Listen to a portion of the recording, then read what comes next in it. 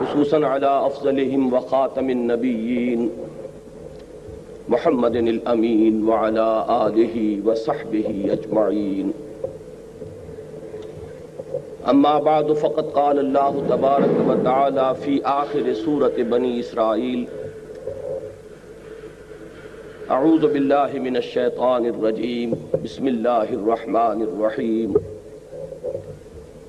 وقل الحمد لله الذي لم يتخذ ولدا ولم يكن له شريك في الملك وَلَمْ يَكُنْ لَهُ وَلِيٌّ مِّنَ الذُّلِّ وَكَبِّرْهُ تَكْبِيرًا. وقال تبارك وتعالى في آخر سورة الكهف: قل إنما أنا بشر مثلكم يوحى إلي أنما إلهكم إله واحد فمن كان يرجو لقاء ربه فليعمل عملا صالحا ولا يشرك بعبادة ربه أحدا. صدق الله العظيم. وقال النبي صلى الله عليه وسلم: يا أيها الناس وحدوا الله فإن التوحيد رأس الطاعات واتقوا الله فإن التقوى ملاك الحسنات أو كما قال صلى الله عليه وسلم. رب اشرح لي صدري ويسر لي أمري واحلل عقدة من لساني يفقهوا قولي. اللهم ربنا ألهمنا رشدنا وأعذنا من شرور أنفسنا. اللهم أرنا الحق حقا وارزقنا اتباعه وأرنا الباطل باطلا وارزقنا اجتنابه. آمین یا رب العالمین. محترم صدر مجلس، معزز عہدیداران و کارکنان فاران کلب اور محترم اور معزز حاضرین، میری آج کی گفتگو کا عنوان آپ کے علم میں ہے، اور محترم چھاپڑا صاحب نے میرے لیے کام آسان کر دیا ہے کہ اس موضوع کا ابتدائی تعارف آپ سے کرا دیا.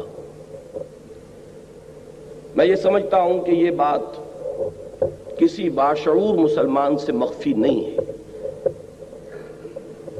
کہ ہمارے دین کی کل حقیقت کو اگر ایک لفظ میں سمو کر پیش کرنے کی کوشش کی جائے تو وہ ایک لفظ توحید ہے. اسلام دین توحید ہے. البتہ توحید کی ہماگیریت، توحید کے انسان کے علم و فکر، نقطۂ نظر، اس کے ویلیو سٹرکچر، اس کی عملی جد و جہد، اس سب پر حاوی ہونے کا تصور کچھ عرصے سے ہمارے ہاں بہت کم ہو گیا ہے. اور عام طور پر تصور یہ ہے کہ توحید کا تعلق عقیدے سے ہے. میں در حقیقت اسی ضمن میں آج کچھ گزارشات وہ پیش کرنا چاہتا ہوں کہ جو میری نگاہ میں اس وقت عام مسلمانوں کے ذہنوں سے اوجھل ہو چکی ہیں، اور وہ یہ کہ توحید کے عملی تقاضے کیا ہیں. دیکھیے، میں سب سے پہلے یہ چاہوں گا کہ آپ ذہن میں ایک نقشہ بنا لیں، جس طرح عام طور پر تعلیم و تدریس کے ضمن میں ہوتا ہے کہ توحید، اب اس کو دو حصوں میں تقسیم کیجئے. ایک ہے علمی و نظری توحید، فکری توحید، یا اگر عام مذہبی اصطلاح استعمال کریں گے تو عقیدے کی توحید. اور یہی اصطلاح استعمال کی ہے امام ابن تیمیہ رحمۃ اللہ علیہ نے، توحید فی العقیدہ. اور دوسری توحید ہے عملی توحید، انسان کے رویے میں جو توحید کے نتائج مترتب ہونے چاہیے، یہ ہے دوسری قسم توحید کی. پھر اس توحید فی العقیدہ کی طرح امام ابن تیمیہ نے رحمت اللہ علیہ اس کے لیے ایک اصطلاح وضع کی ہے توحید فی الطلب، یہ میں بعد میں عرض کروں گا کہ یہ اصطلاح انہوں نے کہاں سے اخذ کی اور اس کا اس عمل کے ساتھ کیا کتنا گہرا اور کتنا منطقی ربط ہے۔ اب ان دو کو بھی مزید سب ڈیوائیڈ کیجئے اپنے ذہن میں۔ توحید فی العقیدہ کے بھی دو حصے ہیں، ایک توحید ذات، اللہ کی ذات کے بارے میں یہ جاننا کہ وہ تنہا ہے، نہ کوئی اس کا کفو ہے، نہ اس کے کوئی والدین ہیں، نہ اس کی کوئی اولاد ہے، نہ اس کا کوئی ہم پلہ ہے۔ یہ ہے توحید ذاتی، توحید فی الذات۔ اس کے لیے جامع ترین قرآن مجید میں مقام سورہ اخلاص ہے۔ یہی وجہ ہے کہ اس سورہ مبارکہ کو حضور صلی اللہ علیہ وسلم نے قرآن مجید کی سورتوں کی سردار بھی قرار دیا ہے اور پورے قرآن کے ثلث کے مساوی قرار دیا ہے، ایک تہائی قرآن کے برابر ہے صرف یہ ایک سورہ مبارکہ، قل هو اللہ احد اللہ الصمد لم یلد ولم یولد ولم یکن لہ کفوا احد۔ یہ سورہ مبارکہ توحید ذاتی پر نہایت جامع ہے۔ اس کا دوسرا حصہ ہے توحید صفاتی۔ اللہ تعالیٰ اپنی صفات میں بھی یکتا ہے، اس کی کسی صفت میں کوئی دوسرا اس کے مشابہ نہیں، اس کے برابر نہیں، اس کا شریک نہیں۔ علم ہے تو اس کا علم ما کانا و ما یکون پر ایک لمحے میں حاوی ہے، ہر آن۔ جیسے اس کی ذات بے نہایت ہے، مطلق ہے، اسی طرح اس کی جملہ صفات بے نہایت اور مطلق ہے۔ جس طرح اس کی ذات ہمیشہ سے ہے اور ہمیشہ رہنے والی ہے، اسی طرح اس کی صفات بھی ازلی ہیں اور ابدی ہیں، حادث نہیں ہے۔ جس طرح اس کی ذات خود بخود ہے، کسی اور کے وجود میں لانے سے وجود میں نہیں آئی، اسی طرح اس کی صفات بھی ذاتی ہے، کسی اور کی عطا کردہ نہیں۔ یہ ہے توحید فی الصفات، اور یہ بڑا ایک علمی سا مسئلہ ہے، اس میں انسان اگر چوکس نہ رہے تو اس کے پھسل جانے کا ہر لمحہ امکان رہتا ہے۔ اس کی وجہ یہ ہے کہ صفات کے لیے ہم جو الفاظ استعمال کرتے ہیں وہ مشترک ہیں، اللہ کے لیے بھی اور مخلوقات کے لیے بھی۔ اللہ بھی موجود، ہم بھی موجود۔ اب وجود جو ہے ایک وصف مشترک ہو گیا اللہ اور اس کائنات کے مابین، لیکن جب اللہ کے لیے لفظ وجود استعمال ہوگا تو اس کا مفہوم بالکل مختلف ہے اس مفہوم سے کہ جس مفہوم میں یہ لفظ وجود مخلوقات میں سے کسی کے لیے مستعمل ہوگا۔ اللہ بھی عالم اور علیم ہے، اور انسان بھی عالم بھی ہوتے ہیں بلکہ علامہ بھی ہوتے ہیں، لیکن صفت علم کا اطلاق جب اللہ پر کیا جائے گا اس کا مفہوم بالکل کچھ اور ہوگا، اور جب کسی انسان کو عالم یا علامہ کہا جائے گا تو اس کا مفہوم بالکل مختلف ہوگا۔ لفظ مشترک ہے لیکن مفہوم اور معنی میں زمین و آسمان کا فرق ہے۔ اس اشتراک لفظی کی وجہ سے بالعموم مغالطہ ہوتا ہے۔ بہرحال اس وقت میں چونکہ اصلاً توحید فی العقیدہ سے بحث نہیں کر رہا ہوں، آج کی میری گفتگو وہ دوسری قسم کی توحید سے متعلق ہے، لہذا میں اس میں زیادہ تفصیل میں نہیں جا رہا، لیکن صرف ایک بات ضرور نوٹ کر لیجئے کہ جس طرح توحید ذاتی پر سورہ اخلاص قرآن مجید کا ذروہ سنام ہے، اس کا نقطہ عروج ہے، اس کا کلائمیکس ہے، اسی طرح توحید صفاتی پر آیت الکرسی اسی مقام اور مرتبے کی حامل ہے۔ اس میں اللہ تعالیٰ کی صفات الحی القیوم، اللہ تعالیٰ کے علم کی شان، یعلم ما بین ایدیہم وما خلفہم، مخلوقات کسے باشد کوئی بھی ہو، ملائکہ ہوں، انبیاء ہوں، رسول ہوں، اولیاء اللہ ہوں، کوئی بھی ہو، ولا یحیطون بشیء من علمہ الا بما شاء وسع کرسیہ السماوات والارض، اب یہ جو مختلف پہلو اس آیہ مبارکہ میں آئے ہیں، آپ نوٹ کریں گے کہ جس طریقے سے کہ اس توحید ذاتی پر سورہ اخلاص نہایت جامع مقام ہے، بلکہ میں نے عرض کیا اور یہ حدیث میں مستعمل الفاظ ہیں، ذروۃ السنام، یعنی یہ کہ جسے آپ انگریزی میں کلائمیکس سے تعبیر کرتے ہیں، چوٹی۔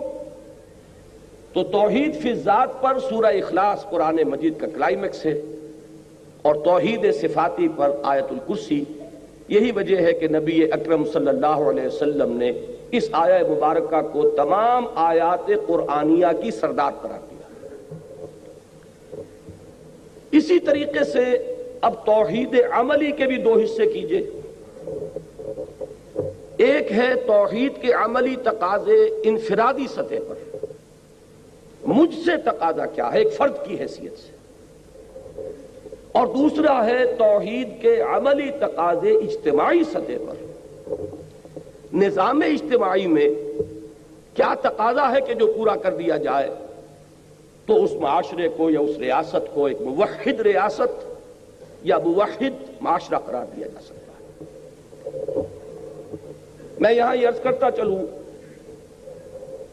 کہ جیسا کہ میں پہلے عرض کر چکا ہوں، کچھ عرصے سے ہمارے ہاں اس توحید عملی پر سے توجہ کم ہوتی چلی گئی۔ اس کے بڑے گہرے اسباب ہیں، وقت ہوا تو میں ان کی طرف اشارہ کروں گا، لیکن اس وقت صرف اس کو ایک واقعے کی حیثیت سے سامنے رکھیے۔ کئی صدیوں سے ہمارے ہاں ساری بحث و نظار جو ہو رہی ہے وہ توحید علمی سے متعلق ہے، عقیدے کی توحید، اسی پر گفتگو ہے، اسی پر بحث و نظار ہے، اسی پر مناظرے ہیں، اسی پر تصانیف ہیں، علماء کے آپس میں جو بھی قیل و قال کے سلسلے وہ بھی اسی سے وابستہ ہیں۔ اس کا ایک نتیجہ یہ نکلا ہے جس کو علامہ اقبال نے بہت خوبصورتی سے تعبیر کیا ہے کہ زندہ قوت تھی زمانے میں یہ توحید کبھی، جب توحید کا یہ جامع تصور تھا کہ یہ صرف ایک عقیدہ نہیں ہے، صرف ڈوگما نہیں ہے، صرف ایک مابعد الطبیعاتی تصور نہیں ہے، بلکہ یہ انسانی زندگی پر اثر انداز ہوتی ہے عملی اعتبار سے، تو یہ ایک عملی قوت تھی، زندہ قوت تھی زمانے میں یہ توحید کبھی، اور اب کیا ہے فقط ایک مسئلہ علم کلام۔ یہ ہماری عقائد کی کتابوں کی ایک بحث بن کر رہ گیا مسئلہ، اور اسی میں وہ مختلف پہلو جو ہیں ہے صفات ذات حق، حق سے جدا یا عین ذات۔ بالکل ابتدا میں ہمارے متکلمین کی بحثیں ان موضوعات پر ہوئی ہیں اور اس شرح و بسط کے ساتھ ہوئی ہیں، اس تفصیل کے ساتھ ہوئی ہیں کہ ہوتے ہوتے اب یہ بات ذہن میں بیٹھ گئی ہے کہ توحید جو ہے شاید صرف انسان کے عقیدے سے متعلق ہے، اس کا اس کے عمل سے کوئی تعلق نہیں۔ حالانکہ واقعہ یہ ہے کہ جب یہ توحید انسان کے فکر و نظر کا ایک جزء بن کر اس کے پورے وجود میں سرایت کرتی ہے اور پھر اس کے طرز عمل کو ایک خاص رخ پر موڑتی ہے، انفرادی سطح پر بھی اور اجتماعی سطح پر بھی، تو واقعہ یہ ہے کہ اس سے بڑی کوئی قوت دنیا میں موجود نہیں۔ اب میں جہاں تک توحید فی العقیدہ ہے، جیسا کہ میں نے عرض کیا، اس کے بارے میں آج مجھے کچھ عرض نہیں کرنا ہے، اور ویسے بھی میں یہ سمجھتا ہوں کہ چونکہ یہ موضوع ہمارے علماء کرام کا رہا ہے، انہوں نے اس کا حق ادا کیا ہوا ہے، اس میں میں ہرگز یہ نہیں سمجھتا کہ کوئی بھی اضافہ میں کر سکتا ہوں۔ یہ تمام ذات و صفات کی بحثیں جو ہے بڑی تفصیل کے ساتھ ہوئی، اس میں صرف یہ کہ انسان کے اندر طلب کا ہونا شرط ہے، ورنہ ہمارے ہاں اس موضوع پر مواد کی کمی نہیں ہے، علماء کرام نے اس موضوع پر حق ادا کیا۔ لہذا میں اب اپنی پوری گفتگو کو محدود کر رہا ہوں توحید عملی سے متعلق، جیسا کہ میں نے عرض کیا اس کو بھی مجھے دو لیولز پر ڈسکس کرنا ہے، ایک انفرادی اور ایک اجتماعی۔ انفرادی سطح پر توحید کا عملی تقاضا کیا ہے؟ صرف اللہ کا بندہ بن جانا، مان لیا کہ وہی الہ ہے، لا الہ الا اللہ، زبان سے کہہ دیا، خرد نے کہہ بھی دیا لا الہ تو کیا حاصل، دل و نگاہ مسلمان نہیں تو کچھ بھی نہیں۔ جب یہ لا الہ انسان کی زبان اور اس کے خرد سے ذرا نیچے اتر کر قلب میں جاگزی ہوتا ہے تو اس کا جو نتیجہ برآمد ہوگا وہ کیا ہے؟ ہم نے یہ جان لیا اللہ ایک ہے، ہم نے یہ جان لیا کہ وہ جملہ صفات کمال سے متصف ہے، ہم نے یہ جان لیا کہ نہ اسے کسی نے جنا نہ وہ جنا گیا، یہ سب جان لیا، لیکن اس کا عملی تقاضا کیا ہے کہ اب ہمتن اس کے بندے بن جاؤ، اپنی پوری زندگی اس کی بندگی میں دو۔ اور یہ بندگی میں دینا، اب لفظ اخلاص یہاں نوٹ کیجئے، اخلاص کے ساتھ ہو۔ میں نے اس موضوع پر جو چند آیات جو میری اس گفتگو کا اصل مرکز و محور بننے والی ہیں، مبنا اور مدار، تو میں نے اپنے ساتھیوں سے کہا تھا یہ آپ کے سامنے موجود ہیں۔ میں چونکہ اصلاً قرآن حکیمی کا طالب علم ہوں، مجھے انہی آیات کے حوالے سے آپ سے گفتگو کرنی ہے تاکہ یہ آیات جب آپ کے سامنے رہیں گی تو آپ کا بھی اس ٹیکسٹ کے حوالے سے گفتگو کے ساتھ ایک مستقل ذہنی رابطہ قائم رہے گا۔ ابتداءً میں یہ عرض کر دوں کہ قرآن مجید میں یوں تو کوئی بھی سورت کیا کوئی بھی صفحہ ایسا آپ کو نہیں مل سکتا کہ جس میں توحید کا ذکر نہ ہو۔ اسی طرح کوئی سورت کو جا کوئی صفحہ ایسا نہیں ملے گا کہ جس میں قیامت کا اور آخرت کا معاد کا ذکر نہ ہو۔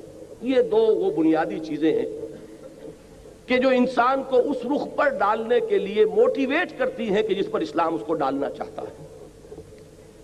لیکن یہ کہ خاص طور پر جو مکی صورتیں ہیں ان میں یہ ایمانیات جو ہیں یہ بڑے تفصیل کے ساتھ زیر بحث آئے۔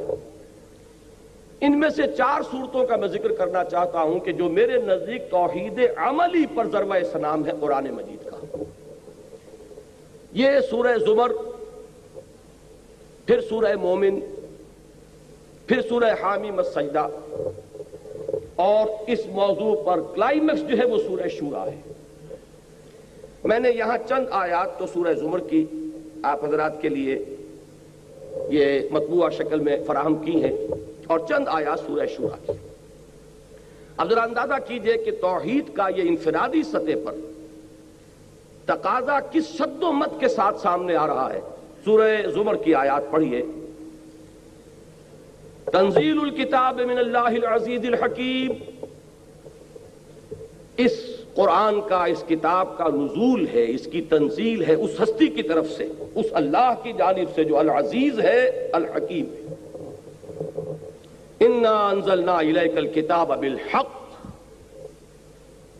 اے نبی صلی اللہ علیہ وسلم ہم نے آپ پر یہ کتاب نازل فرمائی ہے حق کے ساتھ۔ اب اس کا نتیجہ کیا نکلنا چاہیے غور کیجئے۔ فاعبد اللہ مخلصا لہ الدین، پس بندگی کیجئے اللہ کی، عبادت کیجئے اللہ کی، کس شان کے ساتھ؟ اس کے لیے اپنی اطاعت کو خالص کرتے ہیں۔ وہ اطاعت جو ہے دو رنگی اور پچرنگی نہ ہو، زندگی کے حصے بکھرے نہ ہو جائیں کہ زندگی کے کسی پہلو میں تو آپ نے اللہ کی اطاعت کو تسلیم کیا اور کسی پہلو میں آپ نے اس سے علیحدگی اختیار کر لی، کسی اور کو مطاع مان لیا۔ میں بھی عرض کروں گا کہ کون کون مطاع بنتے ہیں۔ اگلا ٹکڑا دیکھیے، میں سمجھتا ہوں کہ اس قدر جامع الفاظ شاید قرآن مجید میں آپ کو کہیں اور نہ ملیں۔ منفرد مقام ہے، الا للہ الدین الخالص، آگاہ ہو جاؤ، اللہ کے لیے ہے خالص اطاعت، یعنی اگر ملاوٹ والی اطاعت ہوگی وہ منہ پر دے ماری جائے گی۔ اللہ کو دو رنگی اور پچرنگی زندگی مطلوب نہیں ہے، صبغت اللہ، پوری زندگی اللہ کے رنگ برنگی ہوئی ہو۔ اللہ کے ہاں مقبول ہوگا صرف دین خالص۔ میں بھی چاہتا ہوں کہ صرف ان آیات میں جو ایک پرہیبت اور پرجلال انداز ہے اس کو ذرا آپ اپریشیٹ کریں، پھر میں ذرا اس پر بحث کروں گا تفصیل سے۔ ذرا آگے چل کے یہ دوسرا رکوع شروع ہوتا ہے آیات 11 سے اور 15 تک تقریباً۔ قل، یہ میں نے کل بھی عرض کیا تھا کیونکہ کل بھی ایک یہاں اجلاس تھا، میں نے عرض کیا تھا کہ ابتدائی مکی صورتوں میں اکثر و بیشتر خطاب جو ہے واحد کے صیغے میں ہے، محمد الرسول اللہ صلی اللہ علیہ وسلم سے۔ یہ اسلوب ہے قرآن کا۔ ذرا آگے چل کر پھر جمع کا صیغہ بھی استعمال ہونا شروع ہوتا ہے، لیکن یا ایھا الذین آمنوا کے الفاظ آپ کو مکی قرآن میں نہیں ملیں گے۔ یہ جو ایک خاص خطاب کا انداز ہے اور اس کے لیے جو الفاظ معین ہو گئے امت مسلمہ کے لیے، یا ایھا الذین آمنو، یہ صرف مدنی صورتوں میں ملتے ہیں۔ بہرحال یہ جہاں حضور سے خطاب ہے واحد کے صیغے سے، اس کا مطلب یہ نہیں کہ مخاطب یہاں صرف محمد ہیں صلی اللہ علیہ وسلم، بلکہ آپ کی وساطت سے آپ کی پوری امت، آپ کا ہر ماننے والا، آپ پر ہر ایمان لانے والا جو ہے اس کا مخاطب ہے۔ لیکن یہاں ذرا وہی میں عرض کر رہا ہوں پھر کہ اس شکوہ کا، اس جلال کا اندازہ کیجئے۔ قل انی امرت ان اعبد اللہ مخلصا لہ الدین، تکرار دیکھیے اس سورہ مبارکہ میں اس اخلاص فی الدین کی جو تکرار ہو رہی ہے، اطاعت میں خلوص ہو، اطاعت میں یک رنگی ہو، اطاعت جو ہے وہ منقسم نہ ہو جائے۔ اے محمد کہہ دو مجھے تو حکم ہوا ہے کہ میں بندگی کروں اور پرستش کروں اللہ کی، اپنی کل اطاعت کو اس کے لیے خالص کرتے ہوئے۔ وَأُمِرْتُ لِأَنْ أَكُونَ أَوَّلَ الْمُسْلِمِينَ، بات اگر واضح نہیں تھی تو اب اور کھول دیا، اور مجھے حکم ہوا ہے کہ میں بنوں سب سے پہلا فرما بردار۔ قل، کہہ دو، انی اخاف ان عصیت ربی عذاب یوم عظیم، خود مجھے بھی اندیشہ ہے کہ اگر میں نے اپنے رب کی نافرمانی کی تو ایک بڑے دن کا عذاب مجھے پکڑے گا، میں بھی مستثنیٰ نہیں ہوں۔ جو تقاضا تم سے کیا جا رہا ہے وہی تقاضا مجھ سے۔ قل اللہ اعبد مخلصا لہ دینی، پھر کہہ دو اے محمد صلی اللہ علیہ وسلم میں تو صرف اللہ ہی کی بندگی اور پرستش کرتا ہوں، اس کے لیے اپنی اطاعت کو خالص کرتے ہوئے۔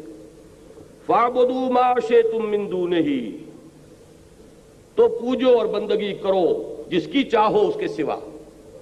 قل ان الخاسرین الذین خسروا انفسهم یوم اہلیہم یوم القیامہ، کہہ دیجئے کہ اصل خسارے اور گھاٹے میں وہ لوگ ہوں گے جو اپنے آپ کو اور اپنے اہل و عیال کو قیامت کے دن خسارے میں مبتلا کریں۔ اب یہ ہے وہ جلال اور شکوہ، اللہ کی بندگی، اللہ کی پرستش، اس کے لیے اطاعت کو خالص کرتے۔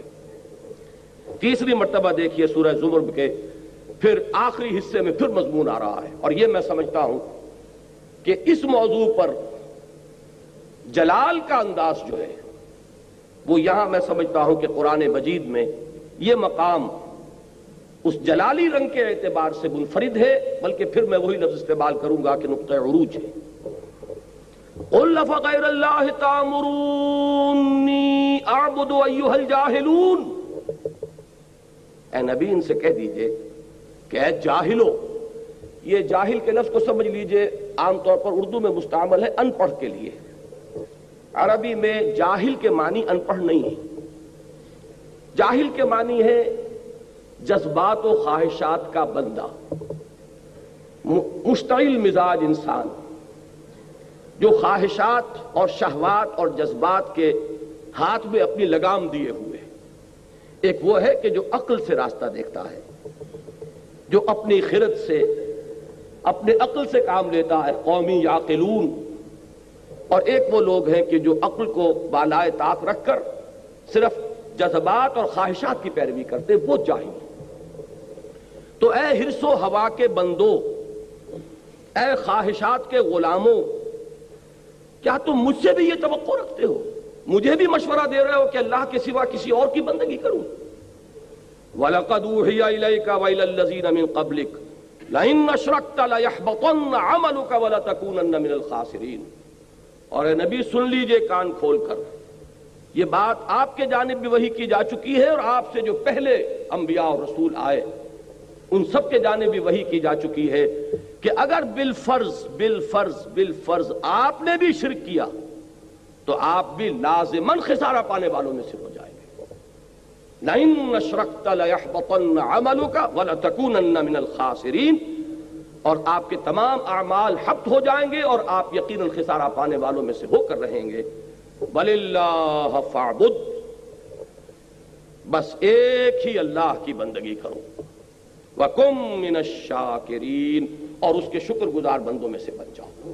اب یہ آیات ہے ایک سورت کی، سورہ زمر کی۔ جن حضرات کو بھی قرآن مجید سے کوئی مناسبت ہے، ان کا کچھ استحضار ہے، وہ اس بات کو محسوس کریں گے کہ اس پہلو سے اللہ کی عبادت اخلاص فی الدین کے ساتھ، یہ جامع ترین مقام ہے قرآن حکیم کا۔ اب ذرا اس کا تجزیہ کیجئے، عبادت کہتے کسے ہیں؟ ہمارے اس دور زوال میں اور دور انحطاط میں عبادت کا تصور بھی نہ صرف محدود ہوا ہے بلکہ مسخ ہو گیا۔ ایک ہے کسی چیز کا محدود ہو جانا، ایک ہے اس کا بنیادی طور پر مسخ ہو جانا۔ میرے نزدیک کانسیپٹ جو ہے عبادت کا وہ صرف محدود نہیں ہوا، مسخ ہوا ہے، پرورٹڈ کانسیپٹ، کہ بس چند ریچولز ہیں، نماز روزہ ہے، جن کا انسانی زندگی کے ساتھ کوئی تعلق نہیں رہا۔ وہ ایک علیحدہ سے ایک اپینڈکس ہے، ایک ضمیمہ ہے، اس کے سوا اس کی کوئی حقیقت نہیں۔ رہ گئی رسم ازاں روح بلالی نہ رہی، اور فلسفہ رہ گیا تلقین غزالی نہ رہی۔ حج کی ایک رسم ہے جو ہو رہی ہے، 30 لاکھ افراد حج کرتے ہیں، لیکن یہ کہ اس کا کوئی اثر دنیا میں محسوس نہیں ہوتا۔ دنیا میں کیا محسوس ہوگا؟ خود مسلمان معاشرے میں کوئی اثر محسوس نہیں ہوتا۔ جس ملک سے 1 لاکھ کی تعداد میں حاجی جاتے اور آتے ہیں، کل بھی میں نے عرض کیا تھا کہ 1% ہی اگر انسان کے اخلاق، کردار اور تقوی میں بحیثیت مجموعی اضافہ ہو جائے ہر سال 1 لاکھ افراد کے حج سے، تو یہ 40 سال میں ہمارے ہاں یہ اخلاق اور تقوی جو ہے یہ کہاں سے کہاں پہنچ گئے ہوتے ہیں۔ لیکن معلوم ہوتا ہے کہ زندگی کے ساتھ اس کا کوئی تعلق نہیں۔ یہ ایک علیحدہ سے ضمیمہ ہے، اپینڈکس ہے، اس کا ہمارے فکر سے، ہمارے نقطہ نظر سے، ہمارے ویلیو سٹرکچر سے، ہمارے زندگی میں رویے سے کوئی تعلق نہیں۔ تو یہ تصور تو در حقیقت پرورٹڈ تصور ہے۔ یہ عبادات ہیں، اس میں کوئی شک نہیں، لیکن حقیقت میں عبادت نام ہے پوری زندگی میں اللہ کی بندگی، اور اس کے لیے یہ عبادات تیار کرتی ہیں۔ اقیم الصلاۃ علی ذکری، نماز کو قائم کرو میری یاد کے لیے، بھول نہ جاؤ۔ کل ہی میں سنا چکا ہوں یہاں حفیظ جالندری کا شعر، بڑا پیارا شعر ہے، مجھے بہت پسند ہے، کہ سرکشی نے کر دیے دھندلے نقوش بندگی، آؤ سجدے میں گریں لوح جبیں تازہ کریں۔ یہ سرکشی، یہ تمرد جو ہے، اس نے ہمارے اندر سے وہ عبدیت کا نقش جو ہے کچھ اس کی وجہ سے دھندلا گیا ہے۔ سجدے میں گرو تاکہ وہ نقش پھر تازہ ہو۔ تو نماز اس لیے ہے، روزہ اس لیے ہے تاکہ تم اپنے جو آپ کے اینیمل انسٹنکٹس ہیں ان پر قابو یافتہ ہو سکیں۔ یہ نہ ہو کہ اندر سے بھوک کا تقاضا ابھرے اور آپ اتنے بےتاب ہو جائیں کہ حلال اور حرام کی تمیز نہ رہے، اندر سے آپ کی شہوت جو ہے انگڑائی لے اور آپ اندھے ہو جائیں کہ آپ کو کچھ نہ نظر آئے کہ اس کے لیے حرام راستہ کون سا اور حلال راستہ کون سا۔ اس کے لیے ایک مشق ہے، کتب علیکم الصیام کما کتب علی الذین من قبلکم لعلکم تتقون۔ اور اگر عین حالت صوم میں جھوٹ بولا جا رہا ہو، عین حالت صوم میں بے ایمانی کی جا رہی ہو، عین حالت صوم میں رشوت دی یا لی جا رہی ہو، تو اس کو حضور نے فرما دیا ہے، آپ نے کوئی چیز چھپا کر نہیں رکھی، کہ کم من صائم لیس لہ من صومہ الا الجوع، کہ کتنے ہی روزے دار ایسے ہیں کہ انہیں اپنے روزوں سے سوائے بھوک اور پیاس کے اور کچھ حاصل نہیں ہوتا۔ من لم یدع قول الزور والعمل به فلیس للہ حاجۃ ان یدع طعامہ وشرابہ، جو شخص جھوٹ بولنا اور جھوٹ پر عمل کرنا ترک نہیں کرتا تو اللہ کو تو کوئی احتیاج نہیں ہے کہ وہ اپنا کھانا پینا ترک کر دے۔ یہ روزہ نہیں ہے، فاقہ ہے۔ زکوٰۃ اس لیے ہے کہ مال کی محبت کو دل میں سے کھرچ دے۔ یہ ساری چیزیں در حقیقت اس بڑی عبادت کے لیے تیار کرنے والی ہیں۔ میں اللہ کا شکر ادا کرتا ہوں کہ بہت سے مفکرین، مصنفین، دانشور، بہت سے داعیان الی اللہ، ان کی کوششوں کے ذریعے سے یہ تصور عام ہو چکا ہے۔ اب ہمارے بالکل عوام الناس میں جو حالات میں تو شاید یہ بات ہو کہ وہ صرف ریچولسٹک کانسیپٹ جو ہے وہ ابھی چلا آ رہا ہو، لیکن پڑھے لکھوں لوگوں کی ایک بڑی تعداد جو ہے اب اس حقیقت سے تو آشنا ہو چکی ہے کہ عبادت کا مفہوم ہے پوری زندگی میں اللہ کی بندگی۔ زندگی آمد برائے بندگی، زندگی بے بندگی شرمندگی۔ لیکن میں یہ سمجھتا ہوں اس فہرست میں یقیناً میرے نزدیک اس دور میں جو بڑے بڑے مشاہیر جن کے نام آئیں گے ان میں علامہ اقبال کا نام سر فہرست ہے، اس لیے کہ ان کا دائرہ جو ہے وہ بہت پھیلا ہے، بہت وسیع ہوا ہے اثر اور نفوذ کا۔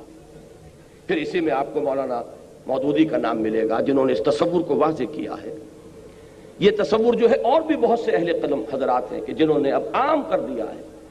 ہمارے ہاں اب یہ تصور جو ہے کوئی اجنبی تصور نہیں ہے کہ لوگ اب جانتے ہیں کم سے کم، چاہے اس پر عمل پیرا نہ ہو، کہ عبادت کا مفہوم پوری زندگی میں اللہ کی بندگی ہے۔ لیکن ایک چیز کی اس میں کچھ کمی کا تاحال احساس ہے، اور وہ احساس یہ ہے کہ بندگی کا تصور تو واضح ہو گیا، لیکن اس کا ایک دوسرا ایلیمنٹ ہے، وہ پرستش کا ایلیمنٹ ہے۔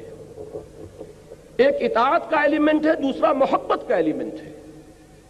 جب تک کہ یہ اطاعت اللہ تعالیٰ کی محبت خداوندی کے جذبے سے سرشار ہو کر نہ کی جا رہی ہو، عبادت کا حق ادا نہیں ہوگا۔ مجرد اطاعت تو ہم انگریز کی بھی کر رہے تھے، لیکن اس کی عبادت نہیں کر رہے تھے، وہ مجبوری کی اطاعت تھی۔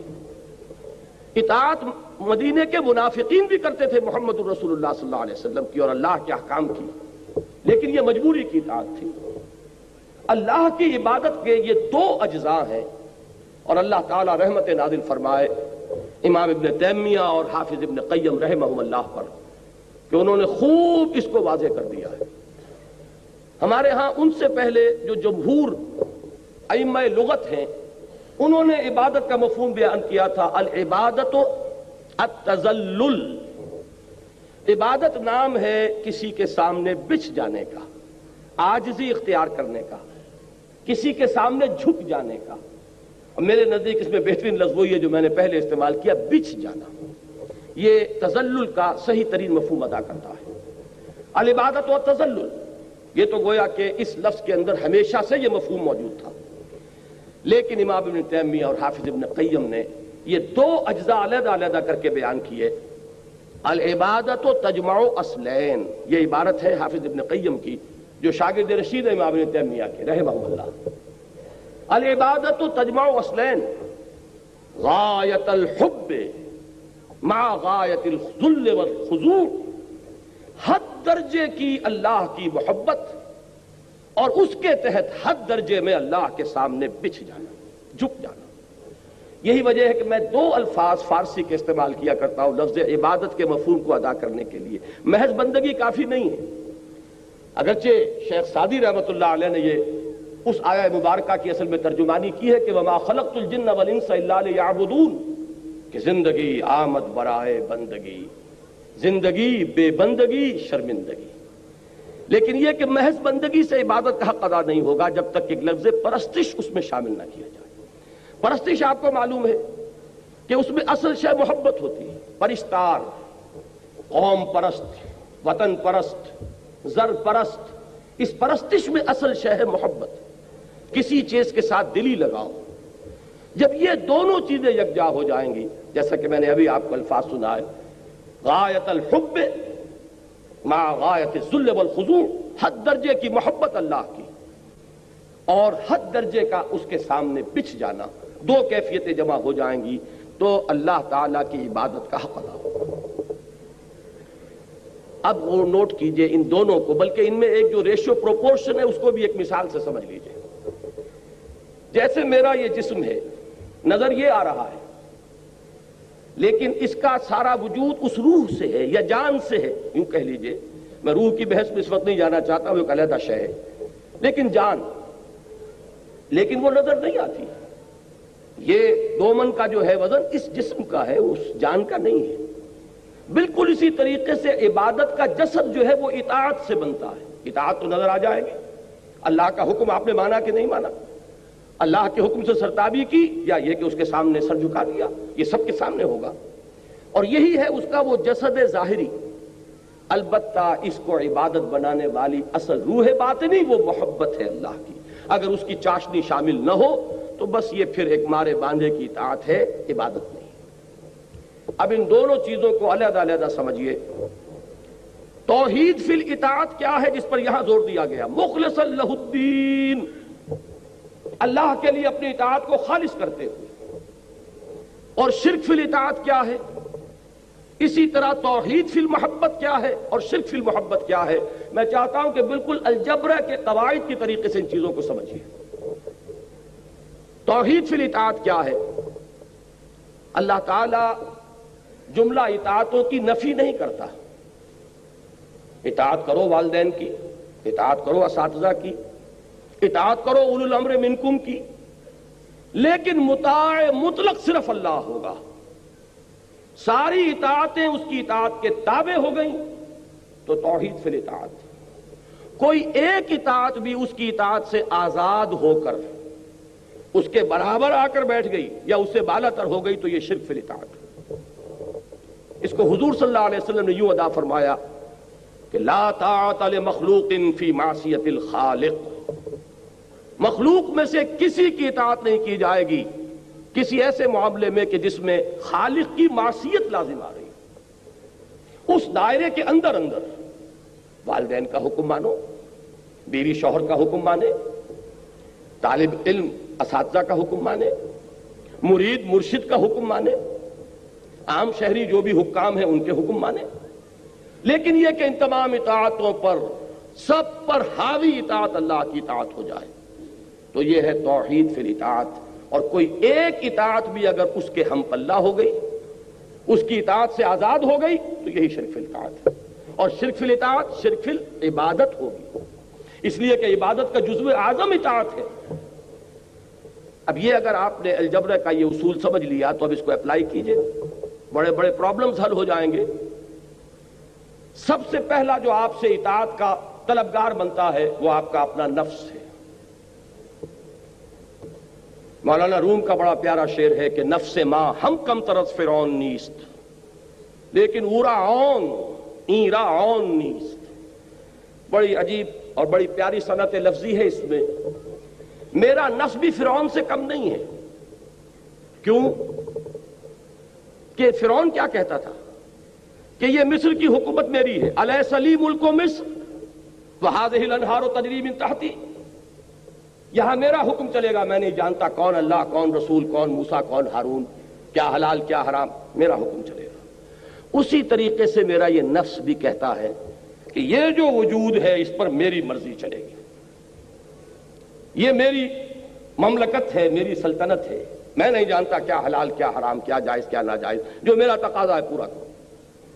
اب اگر ایک انسان اپنے نفس کا تقاضا پورا کر رہا ہے بغیر یہ دیکھے کہ جائز ہے یا ناجائز، اور کسی ایسے طریقے سے اپنے نفس کے کسی تقاضے کی تسکین کر رہا ہے کہ جس کو اللہ نے حرام قرار دیا ہے، تو اس نے اپنے نفس کو مطاع مطلق بنا لیا اللہ کے بالمقابل، گویا کہ اس کا نفس اس کا الہ بن گیا۔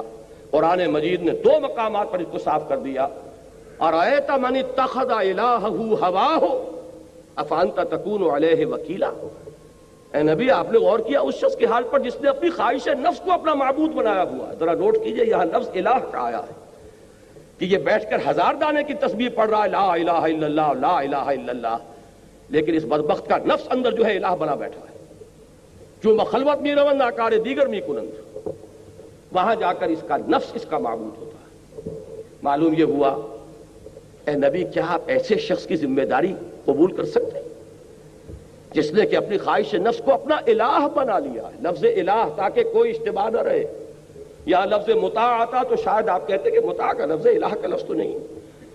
ارأیت من اتخذ الہہ ہواہ افانت تکون علیہ وکیلا۔ اب یہ نوٹ کر لیجئے آسان نہیں ہے اس نفس کے پنجے سے رستگاری۔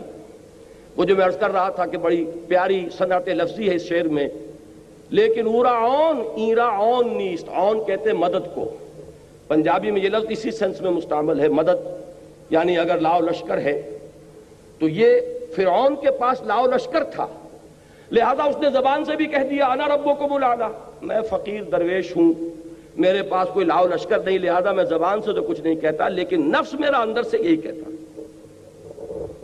یہاں سے آگے چلتے جائیے، جس شے کو بھی آپ نے اللہ تعالیٰ کی اطاعت سے آزاد ہو کر مطاع مان لیا، چاہے عقیدے میں نہیں مانا عمل میں مانا، وہ عمل میں آپ کا مطاع مطلق بنا، وہ عمل میں آپ کا معبود بنا، اور وہ توحید فی الاطاعت کے دائرے سے آپ نکل گئے۔ اب اسی طریقے سے محبت کو لیجئے، یہاں بھی فارمولہ وہی ہے، محبت کی نفی نہیں ہے۔ اولاد سے محبت کرو، وطن سے محبت کرو، قبیلے سے محبت کرو، قوم سے محبت کرو، بیوی سے محبت کرو، بیوی شوہر سے محبت کرے، والدین سے محبت کرو، قطعاً کوئی حرج نہیں، لیکن تمام محبتوں سے بالا تر محبت اللہ کی رہے، تب تو یہ توحید فی المحبت ہے۔ اور توحید فی المحبت اصل روح ہے، اصل جان ہے توحید فی العبادت کی۔ اس لیے کہ عبادت کو میں نے دو اجزاء میں تقسیم کر دیا آپ کے سامنے، اطاعت اور محبت۔ اگر کسی ایک شے کی محبت بھی اللہ کی محبت کے برابر آ کر اس دل کے سنگھاسن پر بیٹھ گئی تو یہ شرک فی المحبت ہوگا، اور کوئی محبت اس سے بھی بالا تر ہو گئی تو اب شرک سے بھی کوئی بڑا لفظ اس کے لیے آپ کو وضع کرنا ہوگا۔ یہ اگر اصول سامنے آ گیا تو اب نوٹ کیجئے، مال کی محبت، اگر اس مال کی محبت میں آپ اتنے مبتلا ہیں کہ حلال اور حرام کی تمیز ختم ہو گئی ہے تو آپ کا محبوب حقیقی یہ مال ہے۔ جو محبوب حقیقی ہے وہی در حقیقت معبود حقیقی ہے۔ آپ کا معبود دولت ہے، دولت کی پرستش اور دولت کی محبت اگر اللہ کی محبت سے بالا تر ہو گئی تو آپ کا معبود دولت ہے۔ اور یہاں میں آپ کو، جیسے وہاں میں نے ایک آیت پر اکتفا کی ہے، یہاں ایک حدیث کافی ہوگی۔ تعس عبد الدینار وعبد الدرہم، ذرا نوٹ کیجئے کس قدر واضح الفاظ۔ یہ ماضی کا بھی صیغہ ہو سکتا ہے اور انشاء بھی اس میں ہو سکتی ہے۔ عربی زبان میں ماضی ہی میں آتا ہے دعا یا بد دعا کے لیے، یا تمنا کے لیے، آرزو کے لیے بھی کلمہ۔ تو تعسا برباد ہو گیا یا برباد ہو جائے، دونوں اس کے معنی ہوں گے۔ کون فرما رہے ہیں؟ محمد الرسول اللہ صلی اللہ علیہ وسلم۔ ان کے لیے فرما رہے ہیں عبد الدینار اور عبد الدرہم کے لیے، کہ نام اس کا عبد الرحمن ہے، حقیقت میں عبد الدینار ہے۔ اس کا معبود پیسہ ہے، حلال سے آئے، حرام سے آئے، جائز سے آئے، ناجائز سے آئے، صحیح سے آئے، غلط سے آئے، پیسہ ہے۔ تو معلوم ہوا کہ اصل محبت کس کی ہوئی؟ پیسے کی۔ جو محبوب حقیقی ہے وہی آپ کا معبود اصلی ہے۔ ہاں یہ محبتیں ہوں لیکن اللہ کی محبت کے تابع ہوں تو کوئی حرج نہیں، مال سے بھی محبت کرو کوئی حرج نہیں، لیکن اللہ کی محبت سے نیچے نیچے۔ اس میں وہ آیہ مبارک کا ذرا نوٹ کر لیجئے جو سورہ توبہ میں آئی ہے، آیت نمبر 24، لرزا دینے والی آیت۔ قل، اے نبی ان سے کہہ دیجئے، ان کان آباؤکم و ابناؤکم و اخوانکم و ازواجکم و عشیرتکم واموال اقترفتموها وتجارۃ تخشون کسادها ومساکن ترضونها احب الیکم من اللہ ورسولہ وجہاد فی سبیلہ فتربصوا حتی یاتی اللہ بامرہ واللہ لا یہدی القوم الفاسقین۔ اے نبی ان سے کہہ دیجئے، اگر تمہیں اپنے باپ، اپنے بیٹے، اپنے بھائی، اپنی بیویاں، اپنے اعزاء و اقارب، اپنے وہ مال جو تم نے بڑی محنت سے جمع کیے ہیں، اپنے وہ کاروبار جن کا تمہیں اندیشہ لاحق رہتا ہے کساد بازاری کا، اور اپنے وہ گھر جو بڑے ارمانوں سے بنائے ہیں اور سجائے ہیں، اگر یہ 8 چیزیں تمہیں محبوب تر ہیں اللہ سے اور اس کے رسول سے اور اللہ کی راہ میں جہاد سے، تو جاؤ، دفع ہو جاؤ، انتظار کرو یہاں تک کہ اللہ اپنا فیصلہ سنا دے۔ اور اللہ ایسے فاسقوں کو ہدایت نہیں دیتا۔ یہ تو منفی انداز ہے، اور مثبت انداز میں فرما دیا گیا سورہ بقرہ میں، والذین آمنوا اشد حبا للہ۔ یہ شرک فی المحبت اور توحید فی المحبت پر یہ آیت جو ہے یہ قرآن مجید کا ذروۂ سلام ہے۔ وَمِنَ النَّاسِ مَن يَتَّخِذُ مِن دُونِ اللَّهِ أَندَادًا يُحِبُّونَهُمْ كَحُبِّ اللَّهِ وَالَّذِينَ آمَنُوا أَشَدُّ حُبًّا لِلَّهِ۔ اس آیت کے حوالے سے وہ بات ذرا میں چند منٹ آپ کے لوں گا کہ وہ لفظ مطلوب جو استعمال کیا امام ابن تیمیہ نے وہ واضح ہو جائے۔ اصل میں جو شے انسان کی محبوب ہے وہی اس کا مطلوب ہے، اور اللہ تعالیٰ نے انسان کی نفسیات کچھ اس طور سے بنائی ہے کہ اس میں کسی نہ کسی شے سے محبت اور کسی نہ کسی شے کی طلب جو ہے وہ باقی تمام اس کے انسٹنکٹس پر غالب آ جاتی ہے۔ مثلا یہ کہ ایک وطن پرست انسان ہے، وطنیت ایک نظریہ ہے، سیاسی تمدنی، اس کا نتیجہ کیا نکلتا ہے کہ وطن کی محبت تمام محبتوں پر بالا تر ہو جائے۔ قوم پرست انسان آپ کسے کہتے ہیں؟ کہ جس میں قوم کی محبت تمام محبتوں سے بالا تر ہو جائے۔ یہی وہ چیز ہے جس کو کہ جیسا کہ میں نے عرض کیا کہ یہ جدید چونکہ تصورات ہیں، یہ نیشنلزم کا جو بھوت آج پوری دنیا کے سروں پر سوار ہے، ہمارے علماء اس سے واقف نہیں ہیں بالعموم۔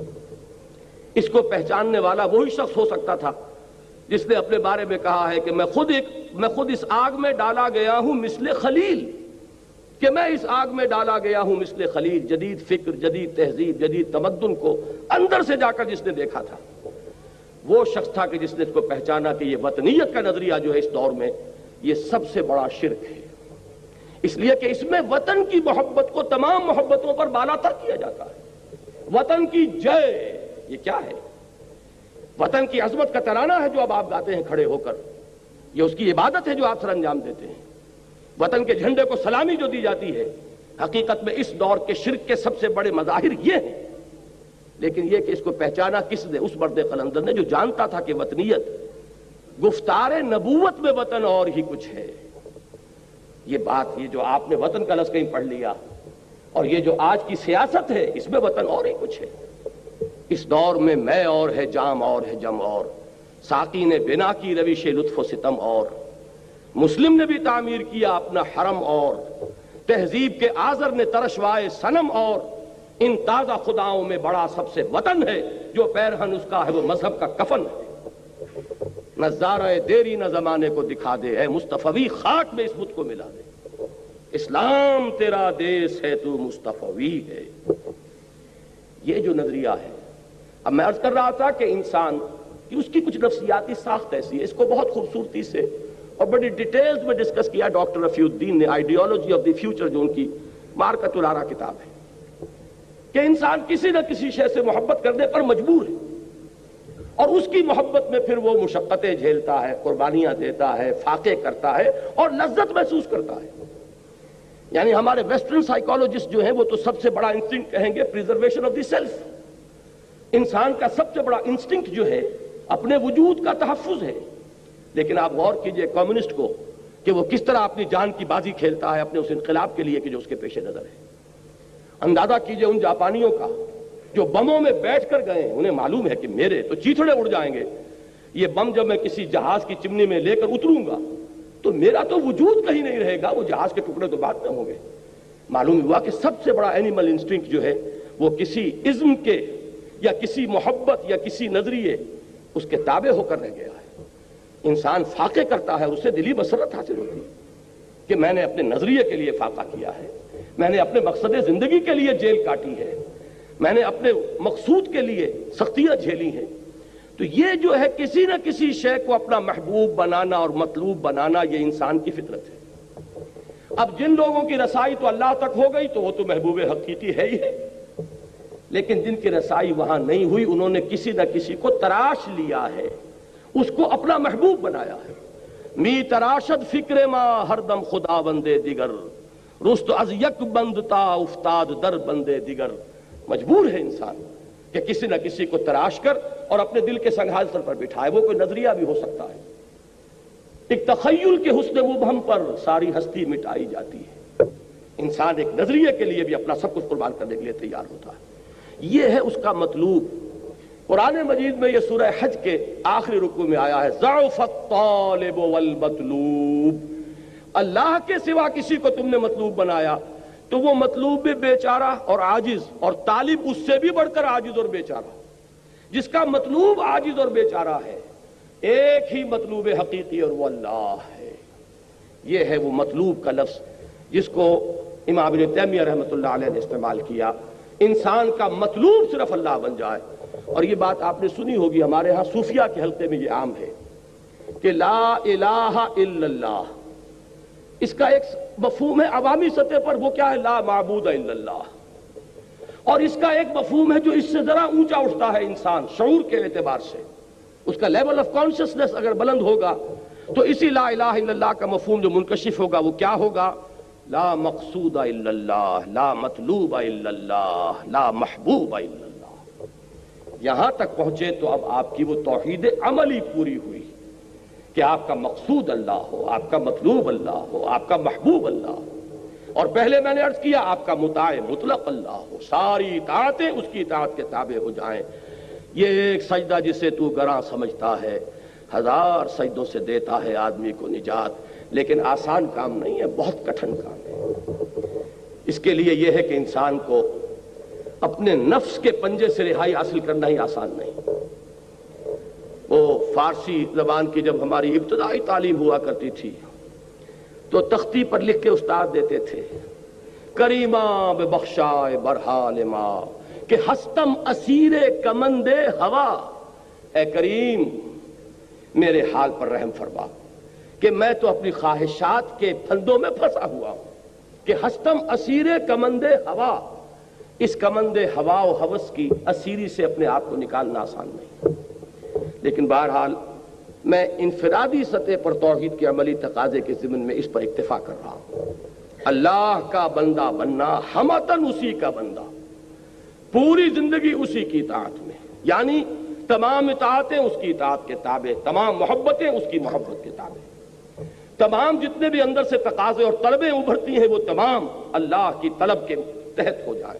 وَمِنَ النَّاسِ مَن يَتَّخِذُ مِن دُونِ اللَّهِ أَندَادًا يُحِبُّونَهُمْ كَحُبِّ اللَّهِ وَالَّذِينَ آمَنُوا أَشَدُّ حُبًّا لِلَّهِ، جو حقیقتاً مومن ہے، جو واقعتاً ایمان کا رمز آشنا ہو گیا ہے، وہ سب سے زیادہ محبت کرتا ہے اللہ کے ساتھ۔ یہ اشد حبا للہ، یہ عبادت کا وہ باطنی روح والا پہلو ہے۔ اب ذرا آئیے سورہ زمر سے آگے چلیے۔ سورہ مومن کی میں صرف ایک آیت کا حوالہ دوں گا، وہ یہاں پر طبع شدہ نہیں ہے کیونکہ وہ میری گفتگو میں اس وقت اصل فوکس میں وہ پوائنٹ نہیں ہے، لیکن یہ کہ اس کو ضمن نوٹ کر لیجئے، چونکہ حدیث میں آتا ہے کہ الدعاء مخ العبادہ، الدعاء هو العبادہ، دعا جو ہے وہ عبادت کا اصل جوہر ہے، بلکہ اس سے بھی آگے بڑھ کر دعا ہی اصل عبادت ہے۔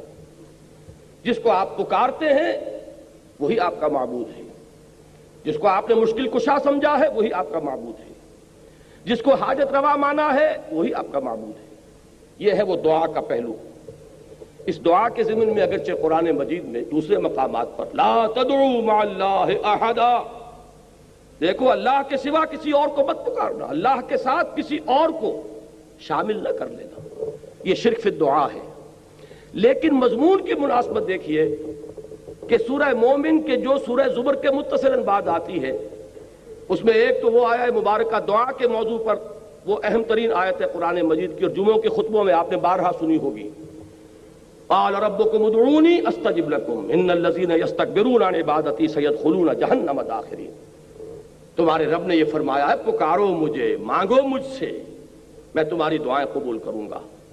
اور چونکہ دعا ہی عبادت ہے لہذا فرمایا وہ لوگ جو بربنائے استکبار میری عبادت اور مجھ سے مانگنے سے ابا کرتے ہیں انہیں ذلیل و خوار ہو کر جہنم کا ایندھن بننا پڑے گا۔ تو اللہ کو پکارو، اللہ سے مانگو۔ لیکن یہ کہ اس سورہ زمر کے ساتھ جو اس کا ربط و تعلق ہے وہ واضح ہوتا ہے آیات نمبر 65 اور 66 میں۔ یہ آیت نمبر 60 تھی جو ابھی میں نے آپ کو سنائی۔ آیت نمبر 65 ہے هو الحی لا الہ الا ہو فادعوہ مخلصین لہ الدین۔ دیکھیے وہی لفظ یہاں آ گیا، وہ اللہ ہے، وہ زندہ جاوید ہستی کے جس کے سوا کوئی معبود نہیں، بس پکارو اسے، اس کے لیے اپنی اطاعت کو خالص کرتے ہو۔ اگر دعائیں کرتے رہو اور اخلاص فی الاطاعت نہیں ہے، دعائیں تمہارے منہ پر دے ماری جائیں گی۔ یہ دعا کوئی میکینیکل پروسیس نہیں ہے۔ یہ جو آج بہت سے لوگ سوال کرتے ہیں کیا وجہ ہے ہماری دعائیں قبول نہیں ہوتی، پہلے لوگوں کی دعائیں قبول ہوتی تھی۔ نبی اکرم صلی اللہ علیہ وسلم نے اس کی وضاحت کر دی ہے۔ آپ نے نقشہ کھینچا ہے کہ ایک شخص ہے جو بہت دور سے سفر کر کے حرمین پہنچا ہوا ہے، ملتزم سے چمٹا ہوا ہے، یا جبل نور پر دھینگا مشتی کر کے اوپر پہنچا ہوا ہے، سب سے اوپر پہلوان قسم کا آدمی، اور اس نے ہاتھ اٹھائے ہوئے ہیں اور پکار رہا ہے اللہ کو، رجلا اشعث اغبرا یطیل السفر، بڑا لمبا سفر کر کے آیا ہے، کپڑے غبار آلود ہیں، بال گردے سے اٹے ہوئے ہیں، یمد یدیہ الی السماء، اور اپنے دونوں ہاتھ آسمان کی طرف پھیلا رہا، یا رب یا رب۔ وَأَنَّا يُسْتَجَابُ لِذَلِكَ، اس شخص کی دعا کیسے قبول ہو؟ وَمَطْعَمُهُ حَرَامٌ وَمَلْبَسُهُ حَرَامٌ وَغُذِيَ بِالْحَرَامِ، حالانکہ اس کا کھایا ہوا حرام کا ہے، اس کا پہنا ہوا حرام کا ہے، اس کا جسم حرام سے بنا ہے، حرام غذا سے تن و توش بنایا ہوا ہے، یہ چیز اس کی دعا کے لیے ایک حجاب بن گئی ہے، کیسے قبول ہو؟ فَأَنَّا يُسْتَجَابُ لِذَلِكَ، ایسے شخص کی دعا قبول ہو تو کیسے ہو؟ آپ کو کتابیں ملیں گی، دعا کی قبولیت کے مقامات کون کون سے ہیں، دعا کی قبولیت کے اوقات کون کون سے ہیں، یہ ساری چیزیں جمع ہو گئیں۔ اس سے زیادہ متبرک مقام کوئی ہوگا؟ اس سے زیادہ مقدس مقام کوئی ہوگا؟ وہاں پر پہنچ کر بھی انسان دعائیں مانگ رہا ہے اور دعائیں اس کے منہ پر دے ماری جا رہی ہیں۔ کیوں؟ کہ مخلصین لہ الدین، یہ شان نہیں، یہ نہیں ہے تو دعا نہیں۔ ہاں یہ بات ذہن میں رکھیے کہ در توبہ جو ہے وہ واہ ہے، کھلا ہوا ہے۔ آج توبہ کرے، وہیں پہنچ کر توبہ کرے، پختہ عزم کرے کہ پروردگار آج سے اخلاص فی الدین کے ساتھ تیری بندگی کروں گا، جو کچھ ہو چکا ہے اس کو معاف فرما دے، آئندہ کے لیے ایک عزم مصمم کرتا ہوں، تو توبہ کا دروازہ کھلا ہے۔ ما لم یغرغر، جب تک کہ موت کے آثار شروع نہ ہو جائیں توبہ کا دروازہ کھلا ہے۔ باز آ ہر چہ ہستی باز آ، گر کافر و گبر و بت پرستی باز آ، این درگاہ ماں درگاہ نومیدی نیست، 100 بار اگر توبہ شکستی باز آ۔ توبہ کا دروازہ کھلا ہوا، لیکن عزم مصمم کرو گے تو ابھی دعا قبول ہوگی۔ یہی سورہ بقرہ میں آیا ہے، وہ رمضان کے ذکر کے بعد، وَإِذَا سَأَلَكَ عِبَادِي عَنِّي فَإِنِّي قَرِيبٌ أُجِيبُ دَعْوَةَ الدَّاعِ إِذَا دَعَانِ فَلْيَسْتَجِيبُوا لِي وَلْيُؤْمِنُوا بِي لَعَلَّهُمْ يَرْشُدُونَ۔ میں کہا کرتا ہوں کہ یہ ون وے ٹریفک نہیں چل سکتا کہ تم ہم سے منوائے جاؤ، ہماری بھی تو مانو، جو ہم کہہ رہے ہیں اسے بھی تو سنو، ہماری پکار پر بھی تو لبیک کہو۔ یہ تو دو طرفہ معاملہ ہے۔ فَاذْكُرُونِي أَذْكُرْكُمْ، تم مجھے یاد رکھو میں تمہیں یاد رکھوں گا۔ ان تنصروا اللہ ینصرکم، اگر تم اللہ کی مدد کرو گے اللہ تمہاری مدد کرے گا۔ حدیث میں آتا ہے کہ میرا بندہ میری طرف چل کر آتا ہے تو میں دوڑ کر آتا ہوں، وہ بارش بھر آتا ہے میں ہاتھ بھر آتا ہوں، وہ مجھے اگر اپنے دل میں یاد کرتا ہے میں بھی اسے اپنے جی میں یاد کرتا ہوں، وہ میرا ذکر اگر کسی محفل میں کرتا ہے میں اس سے بہت اعلیٰ محفل میں اس کا ذکر کرتا ہوں۔ یہ دو طرفہ معاملہ ہوگا، لہذا مجھ سے منوانا ہے تو میری مانو، فَلْيَسْتَجِيبُوا لِي وَلْيُؤْمِنُوا۔ اب اسی دعا کے مادے سے ایک لفظ اور بنتا ہے دعوت۔ دیکھیے انفرادیت سے اب میں اجتماعیت کی طرف جا رہا ہوں۔ انفرادیت سے اجتماعیت کا جو پل ہے وہ دعوت ہے۔ ایک اللہ کا بندہ جس نے انفرادی سطح پر اس توحید کے عملی تقاضے کو اپنی زندگی میں پورا کر لیا، وہ بندہ رب بن گیا، وہ انشراح صدر سے کہہ سکتا ہے کہ انی عبد اللہ، میں اللہ کا بندہ ہوں۔ اب وہ کیا کرے گا؟ اب اسی کی دعوت دے گا، اس لیے کہ ایک فرد سے چراغ روشن ہوگا، دیے سے دیا جلے گا۔ یہ بات تم نے اگر اپنی زندگی میں اختیار کی ہے اب اس کو عام کرو۔ جس سے تم محبت کر رہے ہو اس کی محبت کی جوت جگاؤ دوسروں کے دلوں میں، جس کی اطاعت کو تم نے اپنے اوپر لازم کیا ہے اسی کی اطاعت کی طرف لوگوں کو بھی دعوت دو کہ اس کے سامنے جھکیں۔ یہ ہے مرکزی آیت سورہ حامیم سجدہ کی، وَمَنْ أَحْسَنُ قَوْلًا مِّمَّنْ دَعَا إِلَى اللَّهِ وَعَمِلَ صَالِحًا وَقَالَ إِنَّنِي مِنَ الْمُسْلِمِينَ۔ اس شخص سے بہتر بات اور کس کی ہوگی جو اللہ کی طرف بلائے اور اس کا اپنا عمل درست ہو۔ یہ نہیں ہے، یہ سورہ بقرہ میں یہودیوں کے بارے میں فرمایا گیا، أَتَأْمُرُونَ النَّاسَ بِالْبِرِّ وَتَنْسَوْنَ أَنفُسَكُمْ وَأَنْتُمْ تَتْلُونَ الْكِتَابَ فَلَا تَعْقِلُونَ۔ کیا تم لوگوں کو نیکی کی دعوت دیتے ہو اور اپنے آپ کو بھول جاتے ہو؟ درا حال ہے کہ تم کتاب پڑھ رہے ہو تو کیا تم عقل سے کام نہیں لیتے؟ یہ ان کا طرز عمل تھا جو بدقسمتی سے آج ہم نے بھی اپنایا ہوا ہے۔ لیکن یہ کہ اصل میں دعوت کا مقام آتا ہی اس کے بعد ہے کہ خود اللہ کے بندے بنو، کہو کہ میں ہوں اللہ کا فرما بردار، اور اب لوگوں کو دعوت دو۔ وَمَنْ أَحْسَنُ قَوْلًا مِّمَّنْ دَعَا إِلَى اللَّهِ وَعَمِلَ صَالِحًا وَقَالَ إِنَّنِي مِنَ الْمُسْلِمِينَ۔ یہ ہے سورہ حامیم سجدہ کی مرکزی آیت۔ اب اس دعوت کا ہدف کیا ہے؟ یہ ہے میری گفتگو کا اہم ترین حصہ۔ اس دعوت کا ہدف کیا ہے؟ کیا صرف کچھ نمازیں پڑھنے والوں کی تعداد زیادہ کر دینا؟ کیا صرف کچھ داڑھی والوں کی تعداد کا تناسب معاشرے میں بڑھا دینا؟ کیا شے ہے؟ یقیناً جب اسلامی دعوت ہوگی تو اس سے یقیناً نماز پڑھنے والوں کی تعداد زیادہ ہوگی۔ جو بھی اس دعوت کو قبول کریں گے وہ اتباع سنت میں حضور صلی اللہ علیہ وسلم کی سنت کی پیروی کرتے ہوئے داڑھی بھی رکھیں گے۔ لیکن کیا یہ اصل ہدف ہے؟ اس لیے کہ ہر کوشش کو آپ ایسس کرتے ہیں ہدف کے حوالے سے. ٹارگٹ کیا تھا, جانا کہاں تھا, مقصود کیا ہے, منزل کیا ہے, اس کے اعتبار سے اسسمنٹ ہوگی کہ کچھ آگے بڑھے کہ نہیں بڑھے. کوئی قدم ہمارا آگے بڑھ رہا ہے یا مارک ٹائم کر رہے ہیں ایک جگہ پر کھڑے ہوئے. حرکت تو ہے لیکن کوئی فاصلہ طے نہیں ہو رہا.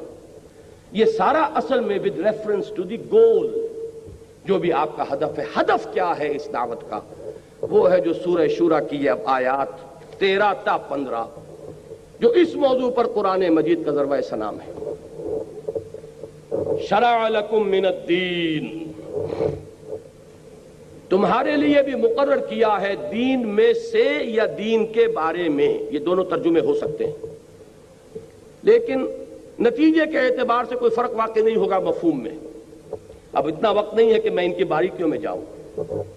کیا چیز مقرر کی ہے؟ وہی ما وصی بہ نوحا, جس کی وصیت کی تھی اللہ نے نوح کو علی نبینا علیہ الصلوۃ والسلام. والذی اوحینا الیک, اور جو اے محمد ہم نے وحی کی ہے آپ کی جانب صلی اللہ علیہ وسلم. وما وصینا بہ ابراہیم وموسیٰ وعیسیٰ, اور جس کی ہم نے تاکید کی تھی ابراہیم کو اور موسیٰ کو اور عیسیٰ کو علی نبینا علیہ الصلوۃ والسلام. اب وہ ہے کیا؟ ان اقیموا الدین ولا تتفرقوا فیہ, کہ دین کو قائم کرو.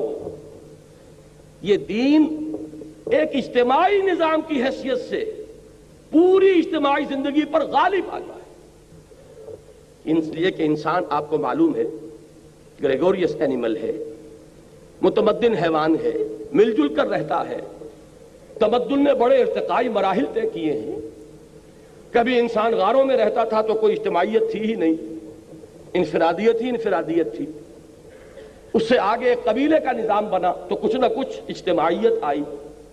اور دیکھیں نوٹ کر لیجیے جیسے جیسے اجتماعیت آئے گی انفرادیت کا دائرہ تنگ ہو جائے گا. آپ فلاں قبیلے کے ہیں, یہ اس کی رسم ہے, یہ اس کی ریت ہے, یہ اس کی روایت ہے, یہ اس کا شیخ ہے, اس کا کہنا ماننا پڑے گا چاہے کسی جوان کا خون کھول رہا ہو.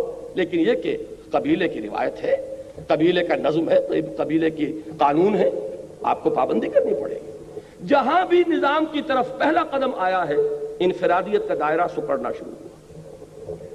اب بعض شہر تو ایسے تھے جو ایک ہی قبیلہ ان میں آباد تھا. اس سے اگلا سٹیپ جو انسان نے لیا ہے اجتماعیت کی طرف, چند قبیلوں نے مل جل کر ایک شہر میں رہنا شروع کیا.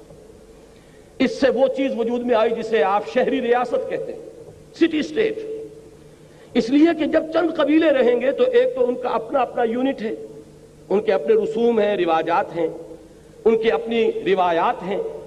لیکن یہ کہ جو انٹر ایکشن ہوگا ان کے مابین, اس کے لیے کچھ نہ کچھ طے کرنا پڑے گا. کچھ نہ کچھ اصول ہوں گے, وہ لکھے ہوئے ہوں یا نہ ہوں, اس سے کوئی فرق واقع نہیں ہوتا. لیکن کچھ نہ کچھ ایک دستور جو ہے وہ بالکل ایک ابتدائی اور پریمیٹیو فارم میں وہ پیدا ہو جائے گا جبکہ دو قبیلے ایک جگہ رہیں گے. میں مثال دے دوں آپ کو, حضور صلی اللہ علیہ وسلم کی سیرت میں ہمیں یہ دونوں چیزیں بیک وقت نظر آتی ہیں. اس لیے کہ مکہ ایک قبیلے کا شہر تھا, وہاں صرف قرشی رہ سکتا تھا. یا قرشی, یا قرشی کا غلام, یا قرشی کا حلیف. کسی کی امان میں آپ آ گئے تو آپ رہ سکتے. تیسرا چوتھا کوئی کسی کیٹیگری کا آدمی وہاں نہیں رہ سکتا. وہ تھا ایک قبیلے کا شہر. تمدن کے اعتبار سے یہ زیادہ پریمیٹیو تھا. مدینہ منورہ 5 قبیلوں کا شہر تھا, تمدن کے اعتبار سے ایک سٹیپ فارورڈ.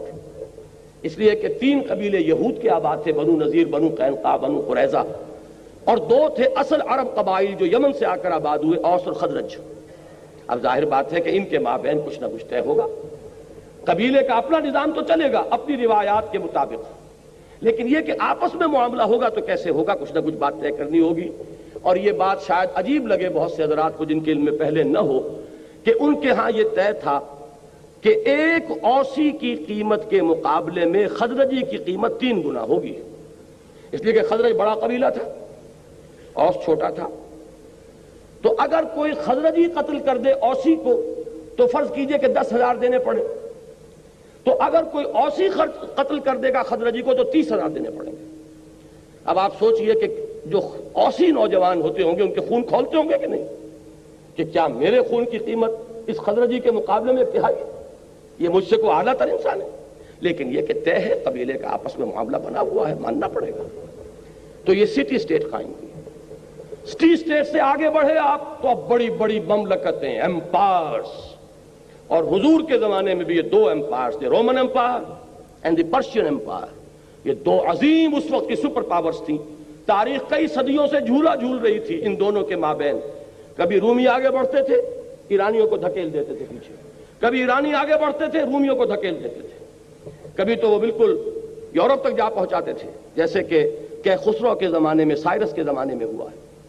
بہرحال یہ بھی جو تمدن کی سطح موجود تھی، اس کے بعد اب ایک سٹیپ اس کے بعد سے آج تک انسان نے لیا ہے، اور وہ یہ ہے کہ اب کانسیپٹ آف اسٹیٹ، ریاست کا تصور۔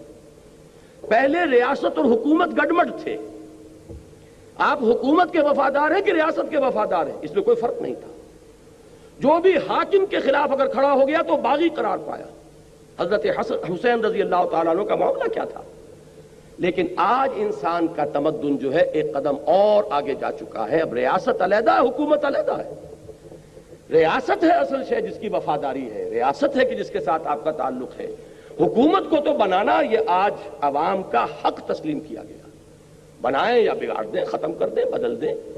تو یہ جو کانسیپٹ اسٹیٹ کا، اب یہاں بات بہت آسان ہو گئی ہے کہ توحید کا عملی تقاضا اجتماعی سطح پر کیا ہوگا کہ ایک اسلامی ریاست جو بہمہ وجوہ اسلامی ہو، جو پوری انسانی زندگی اور اس کے جملہ اجتماعی پہلوؤں کو اپنے احاطے میں لے لے، اس پر اللہ کا دین غالب ہو جائے، زندگی کا کوئی گوشہ اس کے دائرے سے باہر نہ رہے۔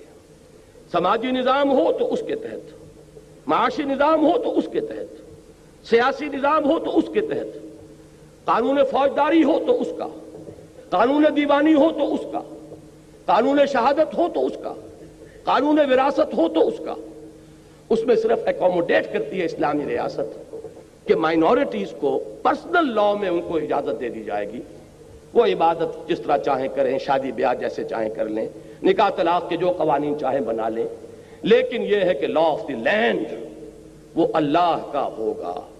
یہ ہے اقامت دین، دین کو ایک نظام کی حیثیت سے قائم کر دینا کہ وہ صرف انفرادی افیئر بن کر نہ رہ جائے۔ میں نے تو جیسا کہ عرض کیا تھا نا کہ وہ ہمارے ہاں تو انفرادی بھی نہیں رہا، وہ صرف عقیدے کی چیز بن کر رہ گیا ہے۔ یہ توحید کی تکمیل جو ہوگی اس وقت ہوگی، وہ جس کو اقبال نے کہا ہے نا کہ وقت فرصت ہے کہاں، کام ابھی باقی ہے، نور توحید کا اتمام ابھی باقی ہے۔ یہ نور توحید کا اتمام کب ہوگا؟ جبکہ پورے اجتماعی نظام پر اللہ کا دین غالب ہو جائے۔ اب اس کو ذہن میں رکھیے، ایک اصطلاح تو اس کے لیے ہے یہ اقامت دین، جو یہاں دین کو قائم کرو۔ اس میں تھوڑا سا اشتباہ بعض حضرات پیدا کرتے ہیں کہ اس کا ترجمہ تو ہے دین کو قائم رکھو، اور میں عرض کیا کرتا ہوں، جیسے میں نے وہاں عرض کیا تھا کہ وقت نہیں ہے تفصیل میں جانے کا، ورنہ میں اس کی وضاحت کر دیتا کہ نتیجے کے اعتبار سے نہ اس میں فرق ہے نہ اس میں فرق ہے۔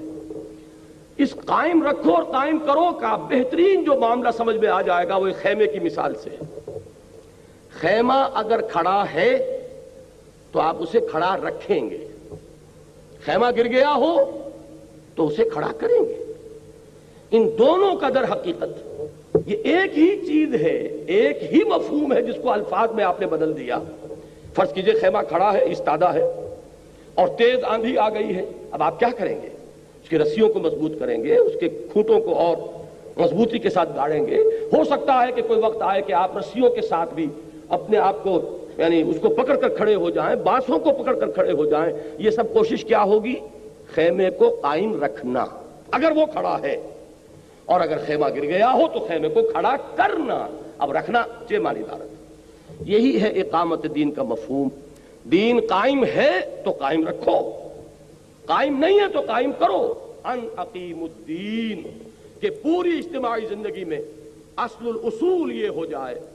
اب کیونکہ آج کی اس مجلس کی صدارت کر رہے ہیں ایک بہت ماہر اور ہمارے ہاں کے مشہور قانون کے جاننے والے اور اب تو قانون کے تحت فیصلے صادر کرنے والے، تو میں تھوڑا سا کچھ مجھے نظر آئے ہیں کالے کوٹ اور بھی کہ شاید ان کے لیے دلچسپی کی بات ہو یہ کہ واقعہ یہ ہے کہ اسلامی ریاست کے لیے صرف ایک دفعہ کافی ہے، ایک دفعہ جو ہمیشہ سے ہمارے ہاں دستوروں میں رہی ہے، ہر دستور میں رہی ہے۔ اور میں واقعتاً داد دیتا ہوں، مجھے معلوم نہیں کس نے یہ الفاظ اس کے کوائن کیے اور فریم کیے ہیں، لیکن حقیقتاً نہایت جامع الفاظ ہیں۔ No legislation will be done repugnant to the Quran and the Sunnah. That's all.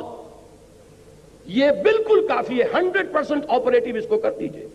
اس میں سے ایک چیز کو بھی مستثنا رکھا تو سب کی نفی ہو جائے گی، وہ ہو جائے گا وہ آیہ مبارکہ افتؤمنون ببعض الکتاب وتکفرون ببعض فما جزاء من يفعل ذلك منكم الا خزي في الحياة الدنيا ويوم القيامة يردون الى اشد العذاب وما الله بغافل عما تعملون۔ کیا تم ہماری کتاب اور شریعت کے ایک حصے کو مانتے اور ایک کو نہیں مانتے؟ تو جو کوئی بھی تم میں سے یہ روش اختیار کرے گا اس کی سزا اس کے سوا اور کچھ نہیں ہے کہ اسے دنیا میں ذلیل و خوار کر دیا جائے اور قیامت کے دن شدید ترین عذاب میں جھونک دیا جائے۔ اور کان کھول کر سن لو کہ اللہ غافل نہیں ہے اس سے کہ جو کچھ تم کر رہے ہو، تمہارے ظاہر کو نہیں دیکھے گا، وہ تمہارے ایک ایک عمل سے واقف ہے۔ وَمَا اللَّهُ بِغَافِلٍ عَمَّا تَعْمَلُونَ۔ تو اگر ایک چیز کو بھی مستثنا کر دیا، مالیاتی معاملات مستثنا، آئلی قانون مستثنا، ہر شے کی نفی ہو گئی۔ آپ بڑی سے بڑی کورٹ بنا کر بٹھا دیجئے، بڑے سے بڑے علماء کو بٹھا دیجئے، اگر آپ نے شریعت کورٹ بنائی ہے، اگر آپ نے ایک پہلو سے بھی ان کے ہاتھ باندھ دیے تو کل کی نفی ہے۔ یہاں تو کل چاہیے، مخلصین لہ الدین، جیسے ایک فرد چاہے وہ کتنی ہی نمازیں پڑھ رہا ہو، روزے رکھ رہا ہو، اگر اس نے اللہ کی حرام کی ہوئی کسی شے کو اپنے لیے حلال ٹھہرا لیا، اس نے اپنی ہر شے کی نفی کر دی۔ ہاں اگر کہیں خطا ہو گئی، جذبات میں بہہ کر غلطی کر بیٹھا ہے، کہیں انسان پر غفلت طاری ہو گئی تھی، اس خودی اور انا کی گرفت جو ہے اس کے حیوانی محرکات عمل پر کمزور پڑ گئی تھی، اس وقت کوئی حرکت اس سے سرزد ہو گئی، کوئی حرج نہیں، فوراً توبہ کرو۔ انما التوبۃ علی اللہ للذین یعملون السوء بجہالۃ ثم یتوبون من قریب۔ اللہ تعالیٰ نے اپنے ایسے بندوں کی توبہ کو قبول کرنا اپنے اوپر واجب کر لیا ہے، جو نادانی میں جذبات کی رو میں بہہ کر کوئی غلط حرکت کر بیٹھتے ہیں لیکن پھر فوراً رجوع کرتے ہیں، اس لیے کہ جذبات کا طوفان جو ہے، میں ابھی کوئٹے میں مثال دے کر آیا ہوں، پہاڑی علاقے کے لوگ خوب سمجھتے ہیں، ہمارے میدانی علاقوں میں سیلاب آتا ہے تو رفتہ رفتہ آتا ہے، جاتا ہے تو بھی جاتے جاتے جاتا ہے، اور پہاڑی علاقوں میں آتا ہے تو طوفان آنن فانن اور جاتا بھی اسی طرح ہے۔ جذبات کا معاملہ بھی یہ ہے، اس میں طوفان آتا ہے، جوش آتا ہے، وہ بھی بڑی تیز رفتاری سے، لیکن پھر وہ جاتا بھی اسی رفتار سے۔ تو جذبات کی رو میں بہہ کر کوئی عمل انسان نے اگر کیا ہے تو جیسے ہی وہ جذبات کا ریلا گزر جائے گا سیلاب کا، فوراً ہوش میں آئے گا یہ میں کیا کر بیٹھا، یہ مجھ سے کیا ہو گیا۔ اب اس کے اندر پشیمانی پیدا ہوئی، وہ اس پشیمانی کے ساتھ، دیکھیے اقبال کا یہ شعر آپ کو معلوم ہوگا، بالکل نوجوانی کا، جس پر داغ دہلوی نے یہ کہا تھا کہ صاحبزادے اس عمر میں، اور یہ شعر، موتی سمجھ کے شان کریمی نے چن لیے قطرے جو تھے میرے عرق انفعال کے۔ یہ پشیمانی سے جب پیشانی جو ہے عرق آلود ہو جاتی ہے تو اللہ تعالیٰ کو بہت محبوب ہے۔ اللہ تعالیٰ اپنے اس بندے کو بہت محبت بھری نگاہ سے دیکھتے ہیں کہ اس سے خطا ہو گئی تھی، لیکن اس پر فوراً پشیمانی طاری ہوئی ہے اور اس کی پیشانی عرق آلود ہو گئی۔ اللہ تعالیٰ اس توبہ کو قبول کرتا ہے، اور بلکہ میں نے تو ترجمہ کر کے آپ کو بتایا، اللہ نے اپنے اوپر واجب کر لیا ہے اپنے ایسے بندے کی توبہ قبول کرنا، لیکن خوب جان بوجھ کر 100 بہانے بنا کر کیا کریں، اس کے بغیر گزارا نہیں، اس کے بغیر تو کوئی ممکن ہی نہیں ہے، کاروبار نہیں ہو سکتا، فلاں کام نہیں ہو سکتا، ہے تو حرام لیکن اب کیا کریں۔ یہ جو آپ کی کولڈ کیلکولیشن کے ساتھ اگر آپ نے ایک حرام شے کو بھی اپنی زندگی میں مستقل قائم کر دیا، آپ کی ساری دینداری کی نفی ہو جائے۔ ان دونوں کے درمیان زمین و آسمان کا فرق۔ اسی طریقے سے اجتماعی سطح پر زندگی کے کسی گوشے کو بھی مستثنا کر لیں گے تو وہ آپ کا زکوٰۃ کا نظام اور صلاۃ کا نظام جو ٹوٹے پھوٹے انداز میں جو بھی قائم کیا گیا یا نہیں کیا گیا، اس کی کوئی حقیقت نہیں رہ جائے گی جب تک کہ یہ ایک دفعہ 100% آپریٹو نہ ہو جائے۔ باقی جن چیزوں پہ اصل جھگڑے ہمارے ہاں ہوتے ہیں ان کا اسلام سے کوئی تعلق نہیں، کوئی نص نہ قرآن کی ہے نہ حدیث کی ہے کہ آپ کا نظام جو ہے وہ پارلیمانی ہونا چاہیے کہ صدارتی ہونا چاہیے، آپ کا کانفیڈریشن ہونا چاہیے یا فیڈریشن ہونا چاہیے یا یونٹری سسٹم آف گورنمنٹ ہونا چاہیے۔ کوئی لیجسلیٹر بائی کیمرل ہو یونی کیمرل ہو، کوئی پرواہ نہیں، جو چاہو کرو، لیکن بس ایک دفعہ کو 100% آپریٹو کر دو۔ ہر شخص کو ہر وقت یہ حق حاصل ہو کہ وہ عدالت عالیہ کا جا کر کنڈا کھٹکھٹائے کہ جناب میں ثابت کرتا ہوں کہ فلاں قانون کی فلاں دفعہ کتاب و سنت کے خلاف ہے۔ کیجئے، آئیے، علماء آئے، جو آئے آرگو کریں، ثابت کر دیں گے تو وہ کل عدم ہو جائے۔ اگر کوئی پارلیمنٹ کے زیر غور ہے کوئی قانون، ابھی وہ بل کی شکل میں ہے، ابھی وہ تجویز کی صورت میں ہے، اسی وقت آپ کنڈا کھٹکھٹا سکتے ہیں کہ اس کی فلاں شق جو ہے وہ کتاب و سنت کے منافی میں ثابت کرتا ہوں، وہ اسی وقت ختم ہو جائے گا۔ اس ایک چیز کو آپ قائم کر دیجئے کہ مطاع مطلق اللہ ہے اور زندگی کا کوئی گوشہ اس سے مستثنا نہیں ہے، اس کے دین کا غلبہ ہے پورے کے پورے نظام اطاعت پر۔ میں عرض کر رہا تھا کہ یہ قرآن مجید میں اصطلاحات متعدد ہیں، مفہوم ایک ہی ہے۔ بالکل آغاز میں فرمایا گیا تھا یا ایھا المدثر قم فانذر وربک فکبر، اے لحاف میں لپٹ کر لیٹنے والے صلی اللہ علیہ وسلم، اب اٹھو، کمر کس لو، اپنی عملی جد و جہد کا آغاز کرو، اور اس کا نقطہ آغاز کیا ہے؟ انذار، آخرت کی خبر دینا۔ نیند کے ماتوں کو جگاؤ، یہ سمجھے ہوئے ہیں کہ یہی بس دنیا ہی دنیا ہے، کوئی آخرت نہیں، کوئی حساب کتاب نہیں۔ انہیں بتاؤ کہ ایک دن اٹھنا ہے مرنے کے بعد، اور اپنے رب کے حضور میں حاضری ہے اور جواب دہی ہے، اور تمہاری اس عملی جد و جہد کی منزل کیا ہے؟ تکبیر رب، رب کو بڑا کرو، یعنی رب کی بڑائی نافذ کرو۔ وہ نظام ہو جائے کہ جس میں مانا جائے کہ سپریم اتھارٹی اللہ ہے، ان الحکم الا للہ۔ اسی لیے میں نے سورہ بنی اسرائیل کی جو آخری آیت پڑھی تھی اپنے خطاب کے آغاز میں، وہ اس اعتبار سے کہ وہ آیت بھی میرے نزدیک توحید کے موضوع پر جامع ترین آیات میں سے قرآن مجید کی۔ قل الحمد للہ الذی لم یتخذ ولدا، کہو کہ کل شکر اور کل تعریف اس اللہ کے لیے جس نے کسی کو اپنا بیٹا اولاد نہیں بنایا۔ نمبر ایک، وَلَمْ يَكُنْ لَهُ شَرِيكٌ فِي الْمُلْكِ، اس کا کوئی ساجی نہیں ہے حکومت میں، حاکم حقیقی صرف وہ ہے۔ وَلَمْ يَكُنْ لَهُ وَلِيٌّ مِّنَ الذُّلِّ، نہ ہی اس کا کوئی دوست ہے اس کی کسی کمزوری کے باعث۔ تم دوستیاں پالتے ہو اپنی کمزوری کی وجہ سے کہ دوست کبھی کام آئے گا، جب اس وجہ سے کسی کی دوستی پالتے ہو تو دوست کی ناجائز بات بھی ماننی پڑتی ہے۔ اللہ کے دوست ہیں، اولیاء اللہ ہیں، لیکن کسی ظلم کے باعث نہیں ہے، کسی کمزوری کے باعث نہیں ہے کہ اس کا کوئی ولی اس سے کوئی ناروا بات تسلیم کرا سکے۔ وَكَبِّرْهُ تَكْبِيرًا، اور اسے بڑا کرو جیسے کہ اس کی بڑائی کا حق ہے۔ ہماری بدقسمتی ہے کہ تکبیر کے معنی بھی ہم نے سمجھ لی اللہ اکبر کہنا، بہت جوش آیا اور نعرہ تکبیر اور زور سے مارا نعرہ، اور ساری جو سٹیم آؤٹ ہو گیا سارا جوش وہیں کا وہیں، آگے عمل کے لیے کچھ رہتا ہی نہیں ہے۔ اور تکبیر کے معنی یہ سمجھے کہ اللہ اکبر کہنا، حالانکہ اللہ اکبر کہنا تو اس کے معنی جزون یا مجازن ہوں گے۔ تکبیر کے لفظی معنی کیا ہے؟ کسی شے کو بڑا کرنا۔ اس میں تصغیر تو آپ نے پڑھا ہوگا گرامر میں، کسی چیز کو چھوٹا کرنا، ریور سے ریویولیٹ، بک سے بکلیٹ، یہ چھوٹا کر رہے ہیں، اس میں تصغیر ہے۔ کتاب سے کتابچہ، تسہیل کے معنی کیا ہے؟ کسی شے کو آسان بنانا۔ تکبیر کے معنی کسی کو بڑا کرنا۔ اللہ بڑا تو ہے لیکن اس کی بڑائی یہاں نافذ نہیں ہے، قائم نہیں ہے، مانی نہیں جا رہی، اس کی بڑائی کو نافذ کرو۔ یہ ہے ہدف محمد الرسول اللہ صلی اللہ علیہ وسلم کا، پوری جد و جہد کا جو ہدف ہے۔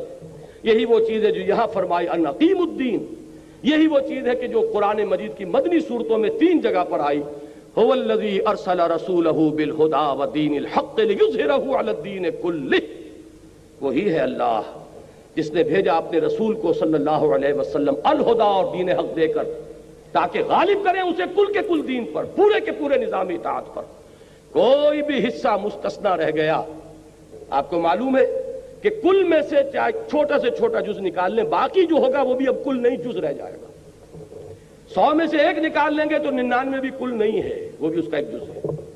تو کوئی چیز بھی نکل گئی تو علی الدین کل ہی کا تقاضا ختم ہو گیا۔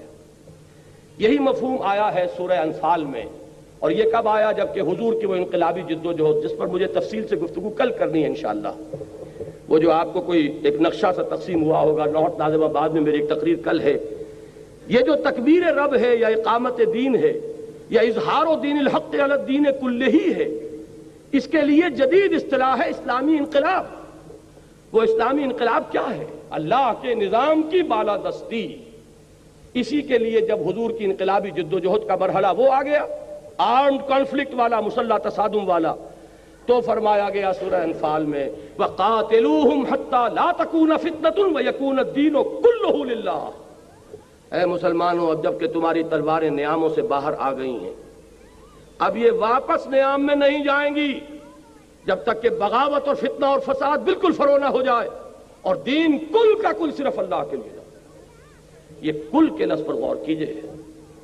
آپ نے اگر کچھ اجزاء کو سمیٹ کر اور سمجھا ہوا ہے کہ آپ نے دین کو سینے سے لگا رکھا ہے، تو یہی ہے اصل میں مغالطہ، یہی ہے سنویت، یہی ہے تسلیس۔ کہیں دین انسان کے نظام زندگی کو 3 حصوں میں تقسیم کر دیا گیا۔ اسلام ہمارا دین ہے، بلکہ دین کی بجائے وہاں لفظ مذہب ہونا چاہیے تھا، اور جمہوریت ہماری سیاست ہے، اور سوشلزم ہماری وہ معاشیت کہا کرتے تھے معیشت کی بجائے۔ بہرحال یہ تسلیس ہے، اور جو سیکولرزم ہے یہ سنویت ہے کہ ایک ہمارا اجتماعی نظام ہے، اس کا مذہب سے کوئی تعلق نہیں، مذہب کا تعلق جو ہے وہ نماز روزے پرسنل لا سے ہے۔ یہ سنویت ہے۔ توحید کیا ہے؟ کہ پوری انسانی زندگی ایک وحدت، ایک ایسی وحدت کہ جس کا کوئی حصہ بھی اس سے منفک نہ ہونے پائے، این آرگینک ہول، حیاتیاتی وحدت۔ ایک ان آرگینک ہوتا ہے معاملہ۔ اگر آپ کا لوہا پڑا ہوا 10 من، آپ نے اس میں سے 2 من ادھر کر دیا، 8 من ادھر کر دیا، لیکن ہاتھی کا جو آرگینک ہول ہے وہ اگر 50 من کا ہے تو اس کو 20-20 من کے 2 حصوں میں کرو گے تو وہ ختم ہو جائے۔ یہ جو حیاتیاتی وحدت ہے، آرگینک ہول، اسلام ایک نظام زندگی کی حیثیت سے ایک آرگینک ہول ہے۔ اب میں یہ کل عرض کرنے والا ہوں اصل میں کہ اسلامی نظام جسے ہم کہتے ہیں اجتماعی نظام، وہ بھی در حقیقت اسی نقطۂ توحید کی شرحیں ہیں۔ یہ سب کیا ہے؟ فقط ایک نقطۂ ایمان کی تفسیریں۔ اسلام کا معاشی نظام، اس کی اصل اصول توحید۔ اسلام کا سیاسی نظام، اس کا اصل اصول توحید۔ اسلام کا سماجی نظام، اس کا اصل اصول توحید۔ لیکن وہ میری اس وقت کی گفتگو سے باہر ہے۔ بہرحال عملی تقاضا جان لیجئے، توحید، عقیدہ توحید کا عملی تقاضا اجتماعی سطح پر یہ ہے کہ اس نظام کو قائم کرنے کی جد و جہد کیجئے، اس کے لیے تن من دھن لگا دیجئے۔ یہی ہے جسے جہاد فی سبیل اللہ کہا گیا ہے اس آیت میں کہ قُلْ إِنْ كَانَ آبَاؤُكُمْ وَأَبْنَاؤُكُمْ وَإِخْوَانُكُمْ وَأَزْوَاجُكُمْ وَعَشِيرَتُكُمْ وَأَمْوَالٌ اقْتَرَفْتُمُوهَا وَتِجَارَةٌ تَخْشَوْنَ كَسَادَهَا وَمَسَاكِنُ تَرْضَوْنَهَا أَحَبَّ إِلَيْكُم مِّنَ اللَّهِ وَرَسُولِهِ وَجِهَادٍ فِي سَبِيلِهِ فَتَرَبَّصُوا حَتَّى يَأْتِيَ اللَّهُ بِأَمْرِهِ وَاللَّهُ لَا يَهْدِي الْقَوْمَ الْفَاسِقِينَ۔ تو یہ جہاد فی سبیلہ کیا ہے؟ اب اس کو میں علامہ اقبال کے الفاظ میں اگر آپ کے سامنے بیان کروں، اس قدر خوبصورت اشعار ہیں یہ، جب پہلی مرتبہ میں نے پڑھے تو دنگ رہ گیا کہ ایک شخص کی عظمت، اس کے فکر کی بلندی کا کوئی تصور۔ اقبال نے جو کہا تھا غالب کے بارے میں کہ فکر انسان پر تیری ہستی سے یہ روشن ہوا، ہے پرے مرغ تخیل کی رسائی تا کجا۔ تو میں سمجھتا ہوں کہ غالب کے بارے میں تو خیر انہوں نے کہا، اور میں اس پہ کوئی تنقید نہیں کرتا، میں سمجھتا ہوں کہ کچھ احتراماً ادباً کہا ہے۔ حقیقتاً یہ شعر اگر راست آتا ہے تو خود علامہ اقبال پر۔ فکر کی اس بلندی کو دیکھیے۔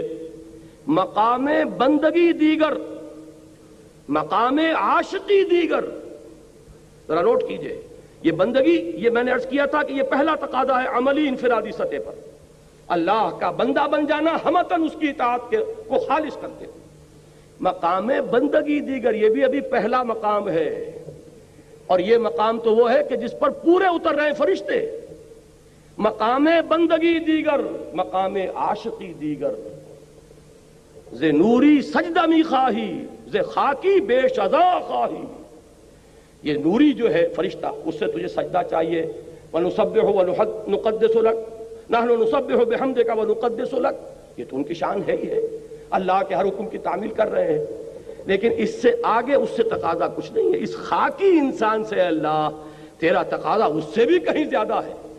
ز نوری سجدہ می خواہی، ز خاکی بے شدا خواہی، چنا خود را نگہداری کے بائیں بے نیازی ہا، شہادت بر وجود خود خون دوستاں خواہی. تو چاہتا کیا ہے؟ تیرے چاہنے والے اپنے خون کی سرخی سے تیری توحید کے نظام کو قائم کریں، تیرا نظام دنیا میں برپا کریں، اپنی گردنیں کٹوائیں. ان اللہ یحب الذین یقاتلون فی سبیلہ صفا کانہم بنیان مرصوص. اللہ کو تو محبت اپنے ان بندوں سے ہے جو اس کی راہ میں جنگ کرتے ہیں صفے باندھ کر گویا کہ سیسا پلائی ہوئی دیوار ہے. یہ مقام عاشقی ہے. کیوں ہے؟ ذرا سمجھ لیجئے اس کو بھی. اس کو ایک حدیث کے حوالے سے بہت خوبصورتی سے سمجھا جا سکتا ہے. حضور فرماتے ہیں، یہ ویسے تو بیہقی کی روایت ہے لیکن مولانا اشرف علی تھانوی رحمۃ اللہ علیہ نے جو خطبات جمعہ مرتب کیے ان میں بھی یہ حدیث انہوں نے شامل کی. اوحى اللہ عز وجل الى جبرائیل علیہ الصلوۃ والسلام ان اقلب مدینۃ کذا وکذا باہلھا. اللہ تعالیٰ نے حضرت جبرائیل کو حکم دیا کہ فلاں فلاں بستیوں کو اس کے رہنے والوں سمیت الٹ دو، تل پٹ کر دو. جیسے عذاب قوم لوط پر آیا یا کسی اور قوم پر آیا، اس طرح کے عذاب کا حکم، عذاب استیصال، عذاب ہلاکت. قال فقال، حضور فرماتے ہیں کہ اس پر حضرت جبرائیل نے عرض کیا بارگاہ خداوندی میں، ان فیہا عبدک فلانا لم یعصک طرفۃ عین. پروردگار اس بستی کو الٹ دوں، درا حالے کہ اس میں تو تیرا وہ بندہ بھی ہے، فلاں بندہ جس نے کبھی پلک جھپکنے جتنی دیر بھی معصیت میں بسر نہیں کی. اب مقام بندگی پر با تمام و کمال متمکن ہونے کا اس سے آگے کوئی مقام ہے، کوئی مرتبہ ہے؟ ایک شخص اتنا زاہد، اتنا عابد، اتنا اطاعت شعار، اتنا فرما بردار کہ گواہی دینے والے کون ہیں؟ جبرائیل. کہاں دے رہے ہیں؟ بارگاہ خداوندی میں، جہاں ابو جہل بھی جھوٹ نہیں بول سکے گا. وقال صوابا، وہاں اور یہاں جبرائیل ہیں. کوئی مبالغے والی بات نہیں ہو سکتی، لیکن ایک مرتبہ میری زبان سے یہ الفاظ نکلے، یہ مبالغہ نہیں ہے، لیکن آپ زیادہ سے زیادہ مبالغہ کریں گے تو اور کیا کہیں گے؟ آپ سوچئے اس سے آگے کہنے کے لیے کچھ ہے؟ لم یعصک طرفۃ عین. پروردگار اس نے تو تیری کبھی معصیت میں پلک جھپکنے جتنی مدت بھی بسر نہیں کی، اس کو بھی ہلاک کر دوں. قال فقال، حضور فرماتے ہیں کہ اس پر اللہ تعالیٰ نے فرمایا اقلبھا علیہ وعلیہم، الٹو اس بستی کو، پہلے اس ناہنجار پر پھر دوسروں پر. کیوں؟ یہ کیوں دوہرا مجرم ہو گیا؟ فإن وجہہ لم یتمعر فی ساعۃ قط. اس لیے کہ اس کے چہرے کا رنگ کبھی میری غیرت اور حمیت کی بنیاد پر متغیر نہیں ہوا. وہ لگا رہا مست رکھو ذکر و فکر صبح گاہی میں اسے، اور پختہ تر کر دو مزاج خانقاہی میں اسے. اس کا معاملہ یہ رہا، وہ اپنی ہی ذاتی نیکوکاری میں اور عبادت گزاری میں اور دینداری میں لگا رہا. اس کی غیرت اور حمیت نے کبھی جوش نہیں مارا، اس کے خون کبھی کھولا نہیں اس پر کہ میرے قانون کی دھجیاں بکھر رہی تھیں، میری شریعت کا استہزاء ہو رہا تھا، منکرات پھیلتے چلے جا رہے تھے، اور تو فقط اللہ اللہ اللہ. یہ دوہرا مجرم ہے، لہذا پہلے اس پر الٹو. اقلبھا علیہ وعلیہم فإن وجہہ لم یتمعر فی ساعۃ قط. میں مثال دے کر سمجھایا کرتا ہوں عوامی اجتماعات میں کہ آپ کو کوئی ماں کی گالی دے دے، کیا ہوگا؟ اگر تو کچھ آپ میں جان ہے تو وہ جانے نہیں پائے گا، اور اگر جان نہیں ہے تب بھی کم سے کم اگر آپ اس سے انتقام نہیں لے سکتے تو پورے جسم کا خون تو ایک مرتبہ آپ کے چہرے میں آ جائے گا. آپ اپنی جگہ پر کانپ کر تو رہ جائیں گے، کھول تو اٹھے گا آپ کا خون. اور اگر یہ بھی نہیں ہے تو اس کا مطلب ہے بے غیرت اور بے حمیت ہے. اسی طریقے سے اللہ کے دین کو پامال دیکھ کر کہ پستی کا کوئی حد سے گزر نہ دیکھے، اسلام کا گر کر نہ ابھر نہ دیکھے، مانے نہ کبھی کہ مد ہے ہر جزر کے بعد دریا کا ہمارے جو اترنا دیکھے. اور اے خاصہ نے رسول وقت دعا ہے، امت پہ تیری آ کے عجب وقت پڑا ہے. وہ دین جو بڑی شان سے نکلا تھا وطن سے، پردیس میں وہ آج غریب الغربا ہے.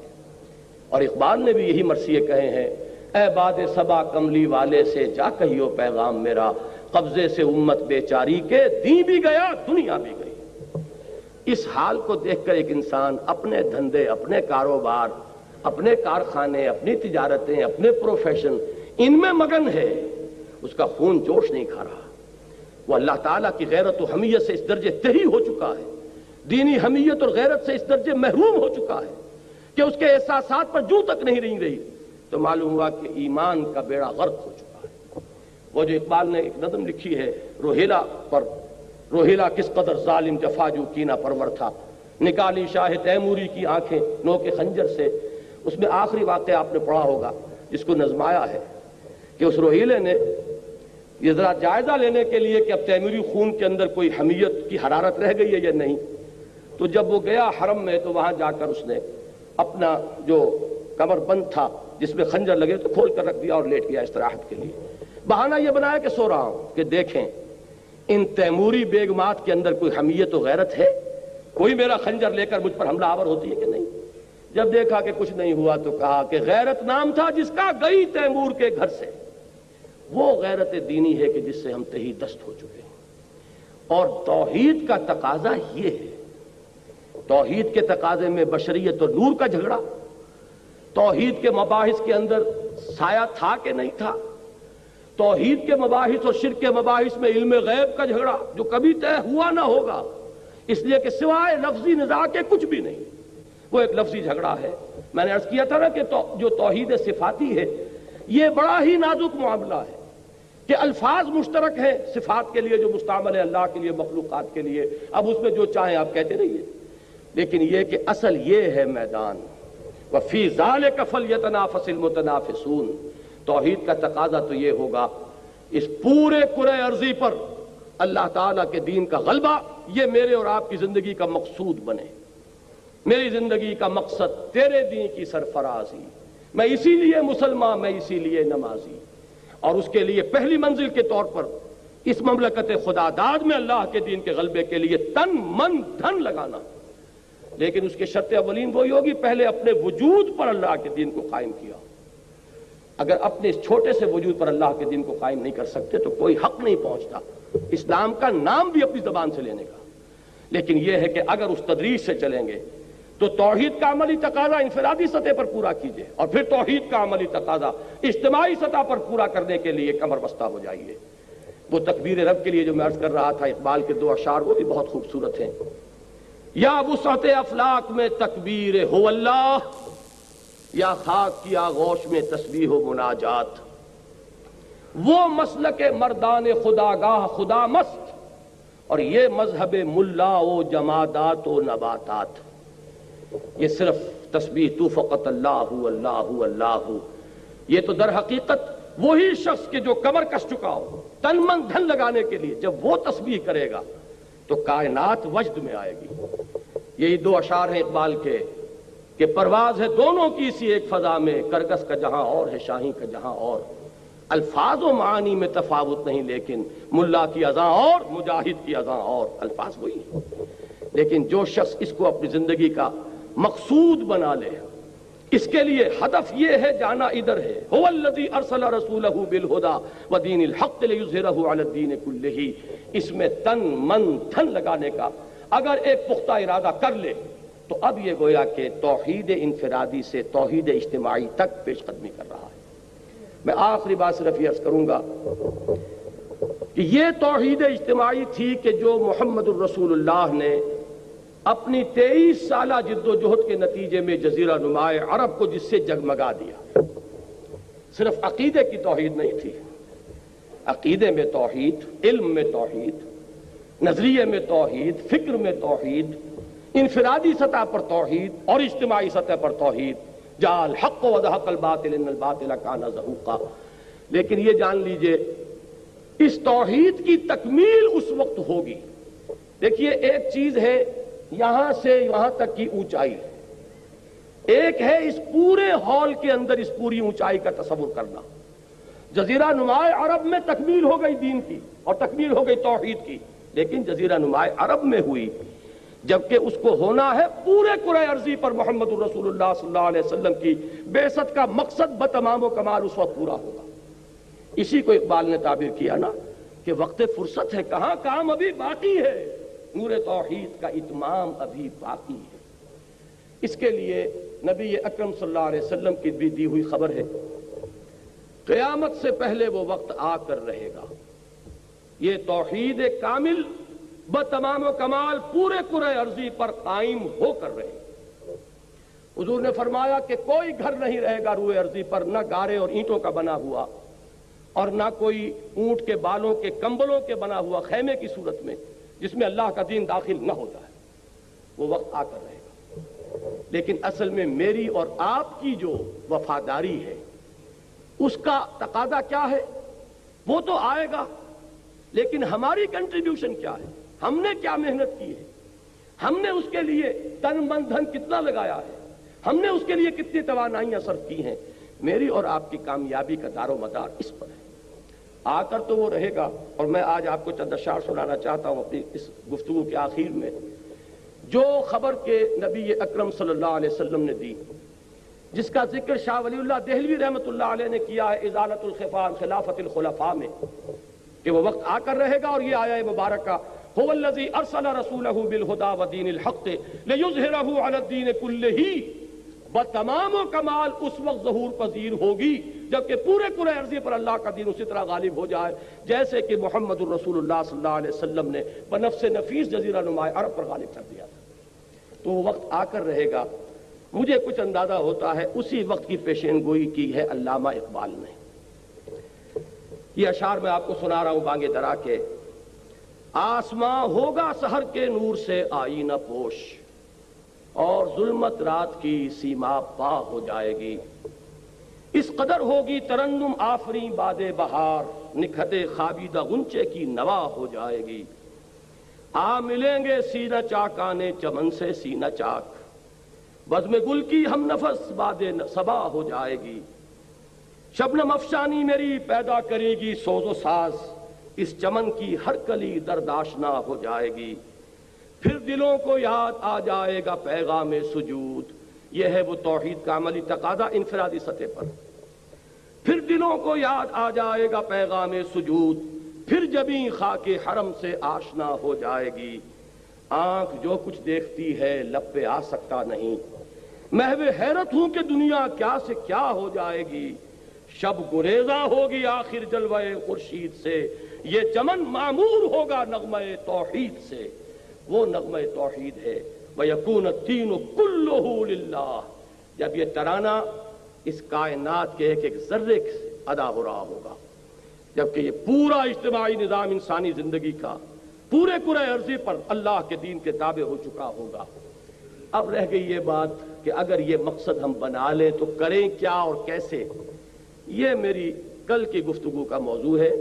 جن حضرات کو اس سے دلچسپی ہو وہاں بھی آنے کی تکلیف گوارا کریں۔ میں فاران کلب کا بھی ممنون ہوں تہہ دل سے کہ انہوں نے مجھے یہ موقع فراہم کیا کہ میں آپ حضرات سے ہم کلام ہو سکا، اور آپ سب حضرات کا بھی شکریہ ادا کرتا ہوں کہ آپ نے پورے صبر اور سکون کے ساتھ میری گفتگو کو سنا ہے۔ اللہ تعالیٰ اسے میرے لیے بھی مفید بنائے، آپ کے لیے بھی مفید بنائے۔ یہ صرف ایک کان سے سن کر دوسرے کان سے نکال دینے والی بات نہ ہو، بلکہ اس پر غور تو کریں، سوچیں تو صحیح۔ یہ ہے وہ توحید کہ زندہ قوت تھی زمانے میں یہ توحید کبھی، اور اب کیا ہے فقط ایک مسئلہ علم کلام۔ اقول قولی ھذا واستغفر اللہ لی ولکم ولسائر المسلمین والمسلمات۔